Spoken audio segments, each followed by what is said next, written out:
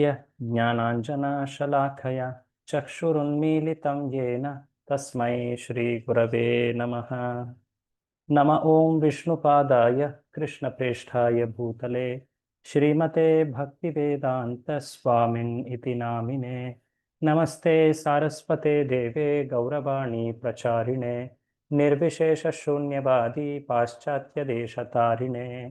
हे कृष्ण करुणा सिंधो दीनबंधो जगत्पते गोपेश गोपिका कांत राधा कांत नमोस्तुते। जय श्री कृष्ण चैतन्य प्रभु नित्यानंद श्री अद्वैत गदाधर श्रीवासादि गौरभक्तवृंद। हरे कृष्णा कृष्ण कृष्ण हरे हरे हरे राम राम राम हरे हरे। मूकं करोति वाचालं पंगुं लंघयते गिरिं यत्कृपातमहं वन्दे श्रीगुरुं दीनतारिणम्। ಹರೇ ಕೃಷ್ಣ. ಎಲ್ಲ ಭಕ್ತರಿಗೂ ನನ್ನ ಪ್ರಣಾಮಗಳು.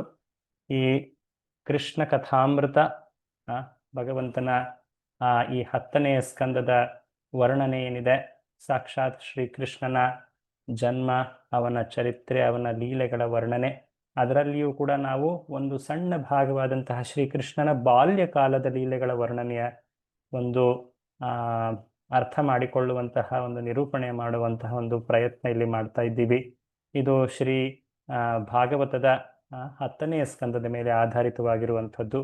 ಅದರಲ್ಲಿಯೂ ಕೂಡ ಶ್ರೀಲ ಪ್ರಭುಪಾದರ ವರ್ಣನೆ ಏನಿದೆ, ಆ ವರ್ಣನೆಯನ್ನು ನಾವು ಮುಖ್ಯವಾಗಿಟ್ಟು ಇಲ್ಲಿ ಕಲಿತಾ ಇದ್ದೀವಿ.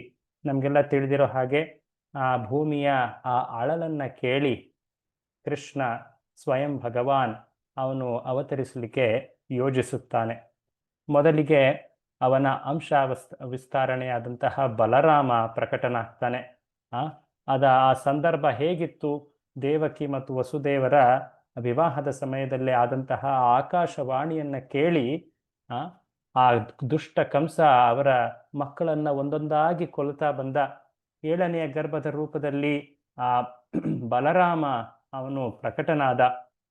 ಆ ಬಲರಾಮನನ್ನ ದೇವಕಿಯ ಗರ್ಭದಿಂದ ರೋಹಿಣಿಯ ಗರ್ಭಕ್ಕೆ ಸ್ಥಳಾಂತರಿಸಲಾಯಿತು. ನಂತರ 8ನೆಯ ಗರ್ಭದ ರೂಪದಲ್ಲಿ ಸ್ವಯಂ ಭಗವಾನ್ ಶ್ರೀ ಕೃಷ್ಣ ಪ್ರಕಟನಾಗ್ತಾನೆ. ಆ ಪ್ರಕಟವಾದ ಮೇಲೆ ಅವನ ತಂದೆ ತಾಯಿ ವಸುದೇವ ದೇವಕಿಯರು ಅವನ ಆ ಚತುರ್ಭುಜ ರೂಪವನ್ನು ಕಂಡು ತುಂಬ ಪ್ರಭಾವಿತರಾಗಿ ಭಗವಂತನ ಐಶ್ವರ್ಯವನ್ನು ನೆನೆಸ್ತಾ ಅವರನ್ನ ಸ್ತುತಿಸ್ತಾರೆ. ಆ ನಂತರ ಭಗವಂತನ ಅವನು ದೇವಕಿಯ ಆ ಇಚ್ಛೆಯನ್ನ ಗೌರವಿಸ್ತಾ ಸಾಮಾನ್ಯ ಮಗುವಿನ ರೂಪದಲ್ಲಿ ಅವನು ಗೋಚರಿಸ್ಕೊಳ್ತಾನೆ. ಆವಾಗ ಅವನು ವಸುದೇವನಿಗೆ ಆದೇಶವನ್ನು ನೀಡ್ತಾನೆ, ನನ್ನನ್ನು ನೀನು ವೃಂದಾವನಕ್ಕೆ ಕರೆತೊಯ್ಯಿ ಅಂತ. ನಂತರ ವೃಂದಾವನಕ್ಕೆ ಈಗ ಅವನು ತೆರಳಿದ್ದಾನೆ. ಅಲ್ಲಿ ಯಶೋದೆ ಮತ್ತು ಇವರ ನಂದ ಮಹಾರಾಜರ ಮನೆಯಲ್ಲಿ ಅವನು ಬೆಳೀತಾ ಇದ್ದಾನೆ. ಅನೇಕ ರೀತಿಯ ಅಡೆತಡೆಗಳು, ವಿಘ್ನಗಳು, ಕಂಸನು ಅವನು ಕಳುಹಿಸ್ತಾ ಇದ್ದಾನೆ. ಆ ಮಗುವನ್ನು ಹುಡುಕಿ ಕೊಲ್ಲಲಿಕ್ಕೆ ಅಂತ ಒಬ್ಬ ಘೋರ ರಾಕ್ಷಸಿಯಾದಂತಹ ಪೂತನಿಯನ್ನ ಕಳಿಸಿದ್ದ. ಆ ಪೂತನಾಳನ್ನ ಕೃಷ್ಣ ತನ್ನ ತುಟಿಯ, ತನ್ನ ಆ ಅಧರ ಅಂತ ಏನು ಹೇಳ್ತಾರೆ, ಅದನ್ನು ಉಪಯೋಗಿಸಿ ಅವಳ ಜೀವವನ್ನ ಹೀರಿ ಅವಳ ವಾತ್ಸಲ್ಯದ ಹಾಲನ್ನೇನೋ ಕುಡಿದ, ಅದರ ಜೊತೆಗೆ ಪ್ರಾಣವಾಯುವನ್ನು ಕೂಡ ಕುಡಿದು ಅವಳನ್ನು ಉದ್ಧರಿಸಿದ. ಈ ಪೂತನ ಒಬ್ಬ ಮಿಥ್ಯಾ ಗುರು ಅಥವಾ ಸುಳ್ಳು ಗುರುವನ್ನ ಪ್ರತಿನಿಧಿಸ್ತಾಳೆ. ಭಕ್ತನ ವೇಷದಲ್ಲಿ ಬಂದಂಥವಳು ಅವಳು, ಆದರೆ ಅವಳ ಉದ್ದೇಶ ಭಗವಂತನನ್ನ ಕೊಲ್ಲುವ ಉದ್ದೇಶ ಇತ್ತು. ಅಂತಹ ಮಿಥ್ಯ ಗುರು, ಸುಳ್ಳ ಗುರು, ತೋರ್ಪಡಿಕೆಯ ಮೋಸಗಾರ, ವಂಚಕರಾದಂತಹ ಆ ಭಕ್ತರ ವೇಷದಲ್ಲಿರುವಂತಹ ವ್ಯಕ್ತಿಗಳಿಂದ ನಾವು ಸದಾ ಎಚ್ಚರದಿಂದಿರಬೇಕು. ನಮ್ಮ ಶರಣಾಗತಿ ಅದು ಒಬ್ಬ ಪ್ರಾಮಾಣಿಕ ಗುರುವಿಗೆ ಸಲ್ಲಬೇಕು ಅನ್ನೋದನ್ನ ಈ ಪಾಠದಲ್ಲಿ ನಾವು ಕಲಿತೀವಿ. ಇದಾದ ಮೇಲೆ ಆ ಕೃಷ್ಣ ಆ ಪೂತನಿಗೆ ತನ್ನ ಒಂದು ಧಾತ್ರಿ, ನರ್ಸ್, ತಾಯಿಯ ಸ್ಥಾನವನ್ನ ನಿತ್ಯಧಾಮದಲ್ಲಿ ನೀಡಿದ, ಅವಳಿಗೆ ಮುಕ್ತಿಯನ್ನು ನೀಡಿದ, ಅವಳನ್ನು ಉದ್ಧರಿಸಿದ. ಈ ಮಾತನ್ನು ನೋಡಿದ ಮೇಲೆ ನಾವು ಆ ಭಗವಂತನ ಲೀಲೆಗಳನ್ನ ಕೇಳುವ ಅನೇಕ ಪ್ರಯೋಜನಗಳಲ್ಲಿ ಕೆಲವು ಪ್ರಯೋಜನಗಳನ್ನ ಪರೀಕ್ಷಿತನೇ ನೆನೆಸ್ಕೊಂಡು ಹೇಳ್ತಾನೆ. ಭಗವಂತನ ಲೀಲೆಗಳು ಎಷ್ಟು ಕಿವಿಗೆ, ಮನಸ್ಸಿಗೆ ಆಹ್ಲಾದ, ಆಕರ್ಷಕ, ನಮ್ಮ ಚಿತ್ತಕ್ಕೆ ಅವು ಎಷ್ಟು ಶುದ್ಧಿಯನ್ನ ಮಾಡ್ತವೆ, ನಮಗೆ ಭಗವಂತನಲ್ಲಿ ಭಕ್ತಿಯನ್ನ ಮೂಡಿಸ್ತವೆ. ಆ ಆಧ್ಯಾತ್ಮಿಕ ಜೀವನದಲ್ಲಿ ಕೆಲವೊಮ್ಮೆ ನಿರಾಸಕ್ತಿ ಏನು ಬೆಳೆಯುತ್ತೆ ಅದು ಕೂಡ ನಾಶವಾಗುತ್ತೆ. ವಿಶೇಷವಾಗಿ ಭಗವಂತನ ಕುರಿತಾಗಿ ಭಕ್ತಿ ಬಾಂಧವ್ಯ, ಪ್ರೇಮ, ನಂತರ ವೈಷ್ಣವರಲ್ಲಿ ಭಕ್ತರಲ್ಲಿ ಒಂದು ಸಖ್ಯ ಭಾವ, ಆ ಆ ಭಕ್ತರ ಸಂಘದಲ್ಲಿ ಒಂದು ರುಚಿಯನ್ನು ಕೂಡ ನಾವು ಪಡಿತೀವಿ. ಹಾಗಾಗಿ ಭಗವಂತನ ಈ ಹರಿಕಥೆ, ಅವನ ಲೀಲೆಗಳ ವರ್ಣನೆಯನ್ನ, ವಿಶೇಷವಾಗಿ ಶ್ರೀ ಕೃಷ್ಣನ ಲೀಲೆಗಳನ್ನು ನಾವು ಕೇಳುವ ಪ್ರಯತ್ನ ಮಾಡಬೇಕು. ಅದರಷ್ಟು ಕಲ್ಯಾಣಕಾರಿಯಾದಂತಹ ಬೇರೊಂದು ಕಾರ್ಯ ಇಲ್ಲ ಅಂತ ಪರೀಕ್ಷಿತರು ಹೇಳಿದ್ದಾರೆ. ಇದಾದ ಮೇಲೆ ಕೇವಲ ಒಂದು 3 ತಿಂಗಳ ವಯಸ್ಸು ಆ ಮಗು ಕೃಷ್ಣನಿಗೆ. ಆಗ ಒಬ್ಬ ಪ್ರೇತ ರಾಕ್ಷಸನಾದ ಶಕಟಾಸುರ ಅಲ್ಲಿ ಪ್ರಕಟವಾಗಿ ಕೊಲ್ಲಲಿಕ್ಕೆ ಪ್ರಯತ್ನ ಮಾಡ್ತಾನೆ. ಶ್ರೀಕೃಷ್ಣ ಪೂತನೆಯನ್ನ ತನ್ನ ತುಟಿಗಳಿಂದ ಉದ್ಧರಿಸಿದ ಶಕಟಾಸುರನನ್ನ ತನ್ನ ಕಾಲಿನಿಂದ ಉದ್ಧರಿಸ್ತಾ ಇದ್ದಾನೆ. ಆ ಕಾಲಿನಿಂದ ಒಂದು ತುಂಬಾ ಮೆಲ್ಲಗೆ ಸ್ಪರ್ಶ ಮಾತ್ರದಿಂದನೇ ಆ ರಾಕ್ಷಸನನ್ನ ಅವನು ಉದ್ಧರಿಸಿದ. ಆ ಶಕಟ ಅಥವಾ ಬಂಡಿ ಪುಡಿ ಪುಡಿ ಆಯಿತು. ಆ ಶಕಟನು ಒಬ್ಬ ಸಾಧಕ ಭಕ್ತನಲ್ಲಿ ಕೆಲವೊಮ್ಮೆ ಪೂರ್ವ ಕರ್ಮಗಳ ಆ ನೆನಪಿನಂತಿರುವಂತಹ ಕೆಟ್ಟ ಅಭ್ಯಾಸಗಳು, ಹವ್ಯಾಸಗಳು, ಅವುಗಳನ್ನು ಪ್ರತಿನಿಧಿಸ್ತಾನೆ ಆ ಶಕಟಾಸುರ. ಕೆಲವೊಮ್ಮೆ ಯಾವುದೇ ಒಂದು ಕುರುಹು ಇಲ್ಲದೆ ತಕ್ಷಣವೇ ಒಮ್ಮೆ ಹಿಂದಿನ ಪೂರ್ವ ಸಂಸ್ಕಾರಗಳಂತೆ ಕೆಟ್ಟ ಹವ್ಯಾಸಗಳು ನಮ್ಮ ಮನಸ್ಸಿನಲ್ಲಿ ಮೂಡಿ ಕೆಟ್ಟ ಕಾರ್ಯಕ್ಕೆ ನಮ್ಮನ್ನು ಪ್ರೇರೇಪಿಸ್ತವೆ. ಆದರೆ ಒಬ್ಬ ಪ್ರಾಮಾಣಿಕ ಭಕ್ತ ಅದರಿಂದ ದೂರ ಇದ್ದು ಭಕ್ತಿಯಲ್ಲಿ ಅವನು ಪ್ರಾಮಾಣಿಕನಾಗಿ ಮುನ್ನಡೀತಾನೆ. ಇದನ್ನು ನಾವು ಇಲ್ಲಿ ಕಲಿತೀವಿ ಶಕಟಾಸುರನಿಂದ. ಸೊ ಇದಾದ ಮೇಲೆ ಆ ಶಕಟಾಸುರನಿಗೂ ಕೂಡ ಆಧ್ಯಾತ್ಮಿಕ ಶರೀರ ಮತ್ತು ಆಧ್ಯಾತ್ಮಿಕ ಮುಕ್ತಿ, ಆ ಲೋಕಕ್ಕೆ ಪ್ರವೇಶ ಸಿಕ್ತು. ಇದಾದ ಮೇಲೆ ನಾವು ನೋಡ್ತಾ ಇದ್ವಿ 100 ದಿನಗಳಾಗಿತ್ತು. ಆಗ ಗರ್ಗ ಮುನಿಗಳು ನಂದನ ಹಸುವಿನ ಕೊಟ್ಟಿಗೆಯಲ್ಲಿ ಆ ಮಕ್ಕಳ ನಾಮಕರಣವನ್ನು ನೆರವೇರಿಸ್ತಾನೆ. ಕೃಷ್ಣ ಬಲರಾಮ ಅವರ ನಾಮಕರಣವನ್ನು ಅವನು ನೆರವೇರಿಸಿದ. ಅದಾದ ಮೇಲೆ ಸುಮಾರು 1 ವರ್ಷದ ಸಮಯ ಆಗಿತ್ತು, ವಯಸ್ಸಾಗಿತ್ತು ಆ ಬಾಲಕನಿಗೆ.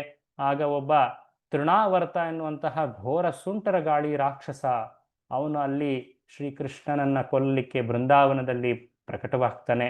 ನೋಡುತ್ತಿದ್ದಂತೆ ಎಲ್ಲರ ಕಣ್ಣಲ್ಲಿ ಧೂಳನ್ನ ಎರಚಿ ಆ ಮಗು ಕೃಷ್ಣನನ್ನ ಎತ್ತರಕ್ಕೆ, ಅತಿ ಎತ್ತರಕ್ಕೆ, ಸ್ವರ್ಗಲೋಕದಷ್ಟು ಎತ್ತರಕ್ಕೆ ಕರೆದೊಯ್ತಾನೆ. ಆ ವೃಜವಾಸಿಗಳು, ವಿಶೇಷವಾಗಿ ಯಶೋದೆ, ಎಷ್ಟು ಒಂದು ನೋವಿನಲ್ಲಿ ಅವರು ಮುಳುಗಿ ಹೋಗಿರ್ತಾರೆ, ಆರ್ತನಾದವನ್ನ ಮಾಡ್ತಾ ಇರ್ತಾರೆ. ಆ ಕೃಷ್ಣ ಪೂತನೆಯನ್ನ ಹೇಗೆ ತುಟಿಗಳಿಂದ ಉದ್ಧರಿಸಿದನೋ, ಶಕಟನನ್ನ ಹೇಗೆ ತನ್ನ ಪಾದಸ್ಪರ್ಶದಿಂದ ಉದ್ಧರಿಸಿದನೋ, ಈಗ ಈ ತೃಣಾವರ್ತನನ್ನ ತನ್ನ ಬೆರಳುಗಳ ತುದಿಯಿಂದ, ಅವುಗಳನ್ನ ಆ ಬೆರಳುಗಳ ತುದಿಯಿಂದ ಆ ತೃಣಾವರ್ತನ ಅವನ ಕುತ್ತಿಗೆಯನ್ನು ಹಿಡಿದಿದ್ದಾನೆ. ಅತಿ ಭಾರವಾಗ್ತಾನೆ ಅವನು. ಆ ಭಾರವಾದಂತಹ ಆ ಕೃಷ್ಣನನ್ನ ಸಹಿಸಲಾಗದೆ ಆ ತೃಣಾವರ್ತ ಕೆಳಗೆ ಧರೆಗುರುಳಿ ಅಪ್ಪಳಿಸಿ ಅವನು ಹತನಾಗ್ತಾನೆ, ಉದ್ಧಾರವಾಗ್ತಾನೆ. ಈ ತೃಣಾವರ್ತ ಒಂದು ದುರಹಂಕಾರದ ಪ್ರತೀಕ. ಆ ದುರಹಂಕಾರ ಹೇಗೆ ನಮ್ಮನ್ನ ಮೇಲೆತ್ತಿ ಒಯ್ದು ನಂತರ ನಮ್ಮನ್ನ ಕೆಳಗುರುಳಿಸಿ ನಮ್ಮ ನಾಶ ಮಾಡುತ್ತೆ ಅನ್ನೋದನ್ನ ನಾವಿಲ್ಲಿ ತಿಳ್ಕೊಳ್ತೀವಿ. ಹಾಗಾಗಿ ಎಂದೂ ಕೂಡ ಭಕ್ತಿಯಲ್ಲಿ ನಮ್ರರಾಗಿ ನಡೆಯಬೇಕು, ಗುರುವಿನ ಒಬ್ಬ ಸೇವಕ ಭಾವದಲ್ಲಿ ನಾವು ನಡೆಯಬೇಕು ಅನ್ನೋದನ್ನ ಇಲ್ಲಿ ಕಲಿತೀವಿ. ಇದನ್ನ ನಾವು ಹಿಂದಿನ ಚರ್ಚೆಯಲ್ಲಿ ನೋಡಿದ್ವಿ. ಇದಲ್ಲದೆ ಒಂದು ವಿಶೇಷವಾದಂತಹ ಒಂದು ಸಣ್ಣ ಪ್ರಸಂಗ ಅಲ್ಲಿ ನಾವು ಉಲ್ಲೇಖ ಮಾಡಿದ್ವಿ. ಆ ಒಂದು ದಿನ ತಾಯಿ ಯಶೋದೆ ತನ್ನ ಮಡಿಲಿನಲ್ಲಿ ಆ ಮಗುವನ್ನ ಆಡಿಸ್ತಾ, ಲಾಲಿಸ್ತಾ, ಆ ಮಗುವಿನ ಲಕ್ಷಣಗಳನ್ನ ನೋಡ್ತಾ ಇದ್ದಾಳೆ. ಆ ಸುಂದರವಾದಂತಹ, ಆ ಕಮಲದಂತಹ ಇರುವಂತಹ ಕಣ್ಣುಗಳು, ಆ ಹಲ್ಲುಗಳು ಸಣ್ಣದಾಗಿ ಮೂಡ್ತಾ ಇದ್ದಾವೆ, ದಾಳಿಂಬೆ ಬೀಜದಂತೆ ಆ ಹಲ್ಲುಗಳು. ವಿಶೇಷವಾಗಿ ಅವನ ಬಿಂಬ ಹಣ್ಣಿನ ವರ್ಣದಂತಿರುವಂತಹ ಅವನ ತುಟಿಗಳು. ಹೀಗೆ ಅವನು ನೋಡ್ತಾ ನೋಡ್ತಾ ಆ ಮಗು ಸಣ್ಣದಾಗಿ ಆಕಳಿಸುತ್ತೆ ಅಂತ. ಆಗ ಆ ಮಗುವಿನ ಬಾಯಿಯಲ್ಲಿ ಅವಳು ನೋಡಿದಾಗ ಏನನ್ನ ಕಂಡಳು, ಅದನ್ನು ನೋಡಿ ಅವಳು ದಿಗ್ಭ್ರಮಿತಳಾಗ್ಬಿಟ್ಲು. ಅನೇಕ ಗ್ರಹಗಳನ್ನ, ಅನೇಕ ನಕ್ಷತ್ರಗಳನ್ನ, ನಕ್ಷತ್ರ ಪುಂಜಗಳನ್ನ, ಬ್ರಹ್ಮಾಂಡಗಳನ್ನ, ಕೊನೆಗೆ ತನ್ನನ್ನು ತಾನೇ ಕಾಣ್ತಾ ಇದ್ಲು. ಆಗ ತಕ್ಷಣವೇ ಅವಳು ಕಣ್ಣು ಮುಚ್ಕೊಂಡ್ಬಿಟ್ಲು. ಏನಿದು, ಏನೋ ಒಂದು ಮಾಯ ಆಗ್ತಾ ಇದೆ ಇಲ್ಲಿ, ನನಗೆ ದಿಗ್ಭ್ರಮೆ ಆಗ್ತಾ ಇದೆ, ಏನಾಗ್ತಾ ಇದೆ? ಕಣ್ಣು ಮುಚ್ಚಿಬಿಟ್ಲು. ಆಗ ಅವಳು ಭಗವಂತ ವಿಷ್ಣುವನ್ನ ಬೇಡಿಕೊಂಡಳು ರಕ್ಷಣೆಗಾಗಿ. ತನ್ನ ಮಗ ಕೃಷ್ಣನ ರಕ್ಷಣೆಗಾಗಿ ಅವಳು ವಿಷ್ಣುವನ್ನ ಬೇಡಿಕೊಳ್ತಾಳೆ. ಒಂದು ರೀತಿ ವಿಚಿತ್ರ ಅನ್ಸುತ್ತೆ, ಇಲ್ಲಿ ಏನಿದು ಯಶೋದೆಯ ಈ ವರ್ತನೆಯನ್ನ ನಾವು ಇಂದಿನ ಸಂಚಿಕೆಯಲ್ಲಿ ಇನ್ನಷ್ಟು ತಿಳಿದುಕೊಳ್ಳುವ ಪ್ರಯತ್ನವನ್ನ ಮಾಡೋಣ. ಕೃಷ್ಣ ಬೆಳೀತಾ ಇದ್ದಾನೆ, ಅಂಬೆಗಾಲಿಡ್ತಾ ನಡೀತಾ ಇದ್ದಾನೆ, ಹೊರಳ್ತಾ ಇದ್ದಾನೆ. ಕೆಲವೊಮ್ಮೆ ತೆವಳುತ್ತಾ ತೆವಳುತ್ತಾ ತನ್ನ ಆ ಮನೆಯ ಹೊರಗಿರುವಂತಹ ಆ ಏನು ಆ ಮನೆಯ ಹೊರಗಡೆ ಬಯಲಿದೆ, ಅಲ್ಲಿ ಆಟ ಆಡ್ತಾ ಇದ್ದಾನೆ. ಅನೇಕ ಮಿತ್ರರೊಡನೆ ಅವನು ತೆವಳ್ತಾ ತೆವಳ್ತಾ ಆಟ ಆಡ್ತಾ ಇದ್ದಾನೆ. ವಿಶೇಷವಾಗಿ ತನ್ನ ಅಣ್ಣ ಬಲರಾಮನ ಜೊತೆ ಕೆಲವೊಮ್ಮೆ ಕೂತ್ಕೊಳ್ತಾ ಇದ್ದಾನೆ, ತಾನೇ ತಿನ್ನಲಿಕ್ಕೆ ಪ್ರಯತ್ನ ಮಾಡ್ತಾ ಇದ್ದಾನೆ, ಅಲ್ಲಿರುವಂತಹ ಹಸುಗಳನ್ನ ಮುಟ್ಲಿಕ್ಕೆ ಪ್ರಯತ್ನ ಮಾಡ್ತಾನೆ. ಅಲ್ಲಿ ಅನೇಕ ಸ್ತ್ರೀಯರು ಅಲ್ಲಿ ಹಸುಗಳನ್ನ ನೋಡ್ಕೊಳ್ತಾ ಇದ್ದಾರೆ, ಹಾಲನ್ನ ಮೊಸರನ್ನ ಕಡಿತಾ ಇದ್ದಾರೆ. ಅವುಗಳನ್ನ ನೋಡಿ ಅವನು ತನ್ನ ತಾಯಿ ಯಶೋದೆ ಅವಳನ್ನ ಯಶೋದೆ ಅಂತ ಗುರುತಿಸಿಕೊಂಡು ಅವರನ್ನ ಹಿಡಿಲಿಕ್ಕೆ ಹೋಗ್ತಾನೆ. ತೆವಳ್ತಾ ತೆವಳ್ತಾ ಅವರ ಸೀರೆಗಳನ್ನ ಮುಟ್ಟಿ ಓ ಯಶೋದೆ ಅಮ್ಮ ಅಂತ ಕರಿತಾನೆ. ತಕ್ಷಣ ಅವರು ತಮ್ಮ ಮುಖವನ್ನ ಹೀಗೆ ತಿರುಗಿಸಿದಾಗ ಅವರನ್ನ ನೋಡ್ಬಿಟ್ಟು ತಕ್ಷಣವೇ ಅವನು ಅಯ್ಯೋ ಇದು ನಮ್ಮ ತಾಯಿ ಅಲ್ಲ ಅಂತ ಹೇಳಿ ಮತ್ತೊಮ್ಮೆ ಇನ್ನೊಬ್ಬ ಸ್ತ್ರೀ ಹತ್ರ ಹೋಗ್ತಾನೆ. ಹಾಗೆ ಅವನು ತನ್ನ ತಾಯಿಯನ್ನ ಅರಸ್ತಾ ಅರಸ್ತಾ ಮುನ್ನಡೀತಾ ಇದ್ದಾನೆ. ಹೀಗೆ ಆ ವೃಂದಾವನದಲ್ಲಿ ಆ ಅಂಬೆಗಾಲು ಕೃಷ್ಣ ಇಡ್ತಾ ತೆವಳ್ತಾ ತೆವಳ್ತಾ ಕೃಷ್ಣ ಬಲರಾಮರು ಆ ಮುದ್ದು ಮಗುವಿನ ಲೀಲೆಗಳನ್ನ ಅಲ್ಲಿ ಮಾಡ್ತಾ ಇದ್ದಾರೆ. ಸಾಮಾನ್ಯ ಮಕ್ಕಳಂತೆ ಅವರು ಗೋಚರಿಸಿದ್ರು, ಅವರು ಪೂರ್ಣ ಪರಾತ್ಪರ ಪರಮ ಪುರುಷರು ಅವರು ಕೃಷ್ಣ ಬಲರಾಮರು. ಕೆಲವೊಮ್ಮೆ ಸರ್ಪಗಳಂತೆ ತೆವಳ್ತಾ ಇದ್ದಾರೆ. ಅಲ್ಲಿ ಆ ಹಸುವಿನ ಸಾಕಷ್ಟು ಬಾರಿ ಹಸುವಿನ ಮೂತ್ರ, ಹಸುವಿನ ಸಗಣಿ, ಅದು ಒಂದು ಹಸುವಿನ ಸ್ಥಾನ, ಅದು ತುಂಬಾ ಶ್ರೇಷ್ಠವಾದ ಪವಿತ್ರವಾದಂತಹ ಸ್ಥಾನ ವೃಂದಾವನ. ಅಲ್ಲಿದ್ದವರೆಲ್ಲರೂ ಗೋಪ ಜಾತಿಯವರು, ನಂದ ಉಪನಂದ ಇತ್ಯಾದಿ ಎಲ್ಲರೂ ಕೂಡ ಅವರು ಹಸುಗಳ ಮೇಲೆಯೇ ಅವರ ಜೀವನ ನಿರ್ಭರವಾಗಿತ್ತು. ಹಸು ರಕ್ಷಣೆ, ಆ ಪಾಲನೆ, ಅವರು ವೈಶ್ಯ ಜಾತಿಯವರಾಗಿದ್ದರು. ಹಾಗಾಗಿ ಅಲ್ಲಿ ಅನೇಕ ಲಕ್ಷ ಲಕ್ಷ ಹಸುಗಳಿದ್ದವು. ವಿಶೇಷವಾಗಿ ನಂದ ಮಹಾರಾಜ ಎಲ್ಲ ವೈಶ್ಯರ ಅವನು ಮುಖ್ಯಸ್ಥನಾಗಿದ್ದ, ರಾಜನಾಗಿದ್ದ. ತುಂಬಾ ವಿಶೇಷವಾದಂತಹ ಉತ್ಕೃಷ್ಟವಾದಂತಹ ಹಸುಗಳು, ಪದ್ಮಗಂಧ ಹಸುಗಳು. ಆ ಹಸುಗಳ ಹಾಲನ್ನ ವಿಶೇಷವಾಗಿ ಆ ಹಾಲನ್ನ ಉಕ್ಕಿಸಿ ಅದರಿಂದ ಬೆಣ್ಣೆಯನ್ನ ಮಾಡ್ತಾ ಇದ್ರು ಆ ಕೃಷ್ಣನ ಮನೆಯಲ್ಲಿರುವಂತಹ ದಾಸಿಯರು, ಗೋಪಿಯರು. ಆ ಕೃಷ್ಣನಿಗೆ ಆ ಬೆಣ್ಣೆಯನ್ನ ನೀಡಲಾಗ್ತಾ ಇತ್ತು. ಆದರೂ ಕೂಡ ಕೃಷ್ಣ ಆ ಭಕ್ತಿಯನ್ನ, ಬೇರೆ ಎಲ್ಲರ ಆ ಅಕ್ಕರೆಯನ್ನ ಅನುಭವಿಸಲಿಕ್ಕೆ ಬೇರೆಯವರ ಮನೆಗೆ ಆ ಬೆಣ್ಣೆಯನ್ನ ಕದಿಯೋಲಿಕ್ಕೆ ಪ್ರಾರಂಭ ಮಾಡ್ತಾ ಇದ್ದಾನೆ. ಕೆಲವೊಮ್ಮೆ ಅವನು ಆ ಕರುಗಳ ಹಿಂದೆ ಹೋಗಿ ಆ ಕರುವಿನ ಬಾಲವನ್ನ ಹಿಡಿದು ಮೇಲೆ ನಿಲ್ಲಲಿಕ್ಕೆ ಪ್ರಯತ್ನ ಮಾಡ್ತಾನೆ. ಆಗ ಆ ಕರು ಹೆದರಿ ಓಡಿ ಓಡಿ ಹೋಗ್ತಾ ಇದೆ. ಆ ಕೃಷ್ಣ ಬಾಲವನ್ನ ಹಿಡಿದಿದ್ದಾನೆ, ಆ ಕರು ಓಡ್ತಾ ಇದೆ. ಅದನ್ನ ನೋಡಿ ಅಲ್ಲಿದ್ದಂತ ಗೋಪಿಯರೆಲ್ಲ ಹೋ ಹೋ ಕಾನ್ಹ ಕಾನ ಅಂತ ಹೇಳಿ ಚಪ್ಪಾಳೆ ಹೊಡಿತಾ ಅವರು ನಲಿತಾ ಇದ್ದಾರೆ. ತನ್ನ ಭಕ್ತರ ನಲಿವನ್ನ ಕಂಡು, ಅವರ ಆನಂದವನ್ನ ಕಂಡು ಕೃಷ್ಣ ಇನ್ನಷ್ಟು ಸಂತೋಷವಾಗ್ತಾ ಇದ್ದಾನೆ. ಕೃಷ್ಣ ಅವನು ತನ್ನ ಭಕ್ತರ ಆನಂದವನ್ನ ಸದಾ ಅವನು ಕಾಣಲಿಕ್ಕೆ ಬಯಸ್ತಾನೆ. ಹೇಗೆ ಒಬ್ಬ ಭಕ್ತ ಭಗವಂತನನ್ನ ಸಂತುಷ್ಟಿಪಡಿಸಲಿಕ್ಕೆ ಪ್ರಯತ್ನ ಮಾಡ್ತಾನೋ, ಹಾಗೆ ಭಗವಂತ ತನ್ನ ಶುದ್ಧ ಭಕ್ತರನ್ನ ಸಂತುಷ್ಟಿಪಡಿಸಲಿಕ್ಕೆ ಸದಾ ಪ್ರಯತ್ನಿಸ್ತಾನೆ. ಇದನ್ನ ನಾವು ಶ್ರೀಕೃಷ್ಣನ ಈ ವೃಂದಾವನದ ಲೀಲೆಯಲ್ಲಿ ಉತ್ಕೃಷ್ಟವಾಗಿ ಕಾಣ್ತೀವಿ. ಹೀಗೆ ಆ ಕೃಷ್ಣ ಆ ಕರುವಿನ ಬಾಲವನ್ನ ಹಿಡಿದು ತೆವಳ್ತಾ ತೆರೆಸ್ತಾ ಅವನು ನಡೀತಾ ಇದ್ದಾನೆ. ಅಲ್ಲಿದ್ದಂತಹ ಎಲ್ಲ ಹಸುಗಳ ಮುದ್ದು ಬಾಲಕನಾಗಿದ್ದಾನೆ, ಕಣ್ಮಣಿಯಾಗಿದ್ದಾನೆ. ಆ ವೃಂದಾವನದ ಎಲ್ಲ ಸ್ತ್ರೀಯರು ಆ ತುಂಟ ಆ ಚಿನ್ನಾರಿ ಮಕ್ಕಳ ಅವರ ಆಕರ್ಷಣೆಯಲ್ಲಿ ಅವರು ತುಂಬಿ ಹೋಗಿದ್ದಾರೆ. ಕೆಲವೊಮ್ಮೆ ಆ ಎಲ್ಲ ಸ್ತ್ರೀಯರು, ವೃಂದಾವನದ ಸ್ತ್ರೀಯರೆಲ್ಲರೂ ಬಂದು ಯಶೋದೆಯ ಮುಂದೆ ನಿಂತು ದೂರುಗಳನ್ನ ನೀಡ್ತಾರೆ. ಇದು ತುಂಬಾ ವಿಶೇಷವಾದಂತಹ ಒಂದು ಲೀಲೆ. ಏನಿದು? ಹೇ ಯಶೋದೆ, ನಿನ್ನ ಮಗ ಕೃಷ್ಣ ಕಾನ್ಹ ಅವನು ಏನೇನು ಕಾರ್ಯ ಮಾಡ್ತಾನೆ ಅನ್ನೋದು ನಿನಗೆ ಗೊತ್ತಾ? ಅವ್ರು ಹೇಳ್ತಾರೆ, ಈ ನಿನ್ನ ತುಂಟ ಮಗ ಕೆಲವೊಮ್ಮೆ ನಮ್ಮ ಮನೆಗೆ ಬಂದು ಅಲ್ಲಿದ್ದಂತಹ ಕರುಗಳನ್ನ, ನಾವೇನು ಕರುಗಳನ್ನ ಕಟ್ಟಿ ಹಾಕಿರ್ತೀವಿ, ಹಾಲನ್ನ ಕರೆದ ಮೇಲೆ ಕರುವನ್ನ ಪೂರ್ತಿಯಾಗಿ ಬಿಡುವಂತಹ ಪ್ರಯತ್ನ ಅದು. ಆಗ ಅವನು ಹಾಲು ಕರೆಯೋ ಮುಂಚೆನೆ ಕರುಗಳನ್ನ ಬಿಟ್ಬಿಟ್ಟು ಆ ಕರುಗಳೆಲ್ಲವೂ ತಾಯಿ ಹಸುವಿನ ಹಾಲನ್ನೆಲ್ಲ ಕುಡಿದ್ಬಿಡ್ತವೆ. ಆನಂತರ ನಮಗೆ ಬೇರೆ ಉಪಯೋಗಕ್ಕೆ ಹಾಲುಗಳು ಸಿಗೋದೇ ಇಲ್ಲ. ಮತ್ತೊಮ್ಮೆ ಅವನನ್ನ ನಾವು ಹಿಡಿದು ದಂಡಿಸಕ್ಕೆ ಪ್ರಯತ್ನ ಮಾಡಿದಾಗ, ಶಿಕ್ಷೆ ನೀಡ್ಲಿಕ್ಕೆ ಪ್ರಯತ್ನ ಮಾಡಿದಾಗ ಅವನು ತುಂಬಾ ಎಷ್ಟು ಮುಗುಳ್ನಗ್ತಾನೆ, ಅವನ ನಗುವನ್ನ ನೋಡ್ಬಿಟ್ಟು ನಾವು ನಮ್ಮ ಮನಸ್ಸು ಕರಗಿ ಹೋಗುತ್ತೆ.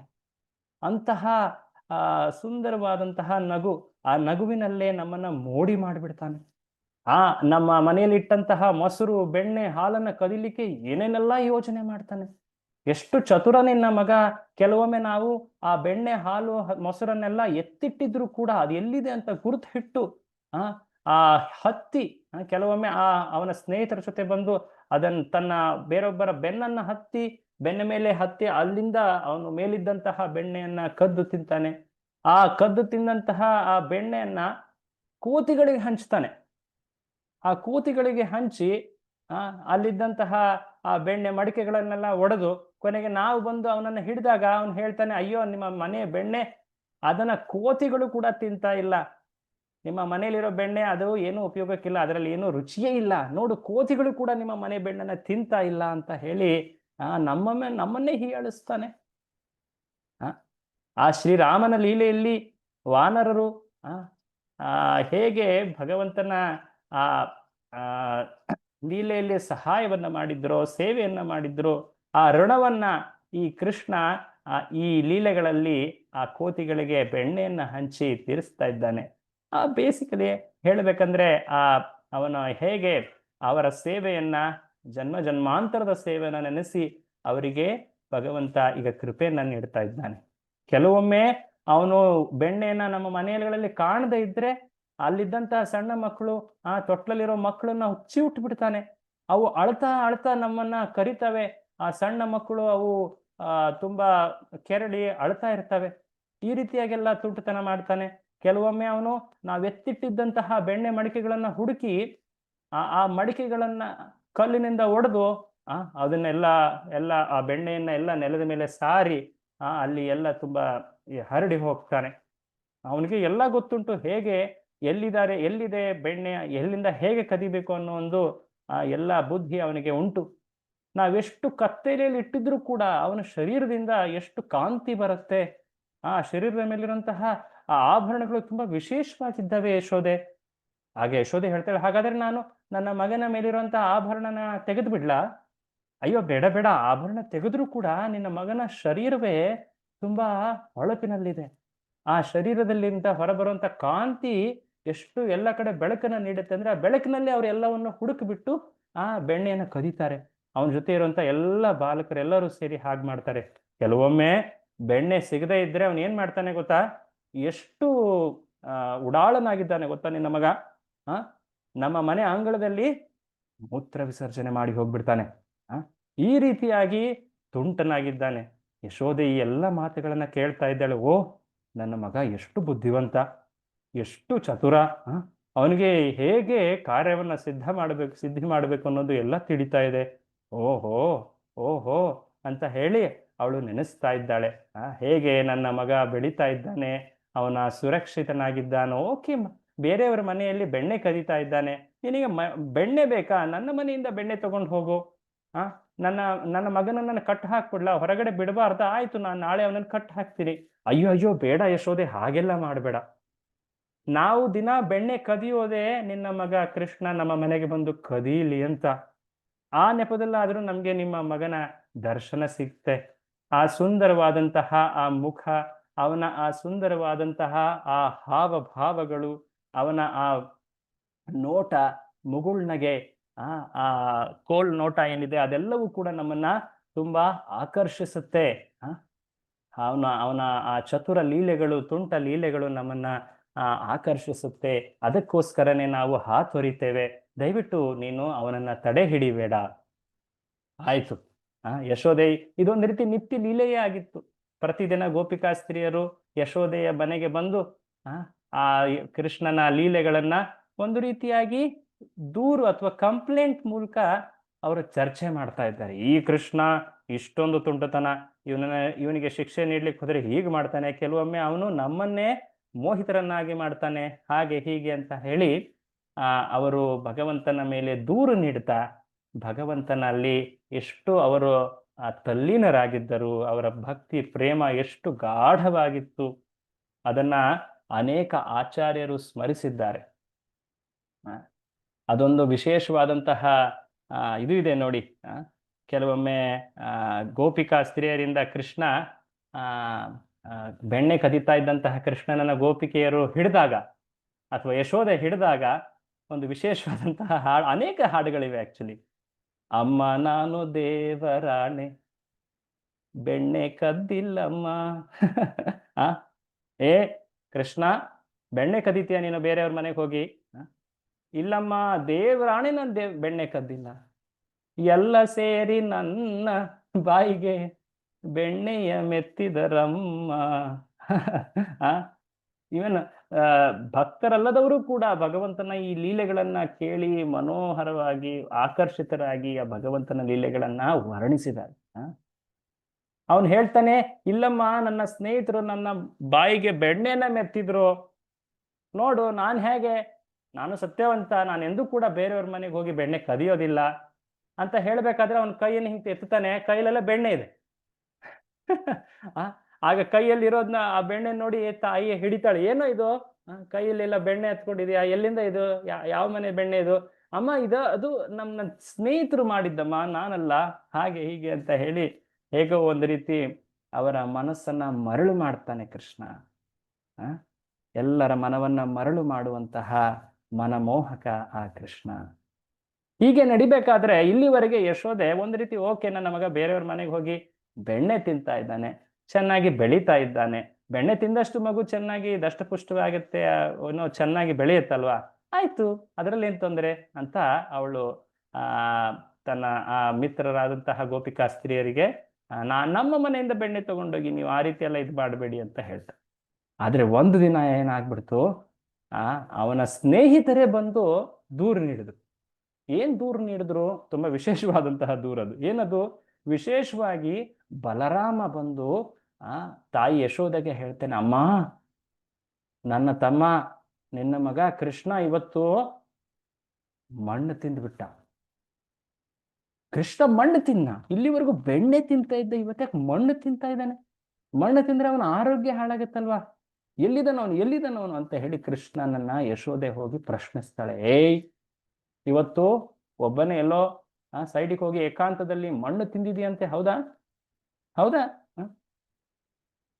ಆಗ ಕೃಷ್ಣ ಹೇಳ್ತಾನೆ, ಅಮ್ಮ, ನಾನೆಂದೂ ಮಣ್ಣು ತಿಂದಿಲ್ಲ, ಬೇಕಾದ್ರೆ ನೀನೇ ನನ್ನ ಬಾಯಿ ಪರೀಕ್ಷಿಸು ಅಂತ ಹೇಳಿ ಆಗ ಕೃಷ್ಣ ಮತ್ತೆ ತನ್ನ ಬಾಯಿಯನ್ನ ತೆರೆದು ತನ್ನ ತಾಯಿ ಮುಂದೆ ನಿಂತಿದ್ದಾನೆ.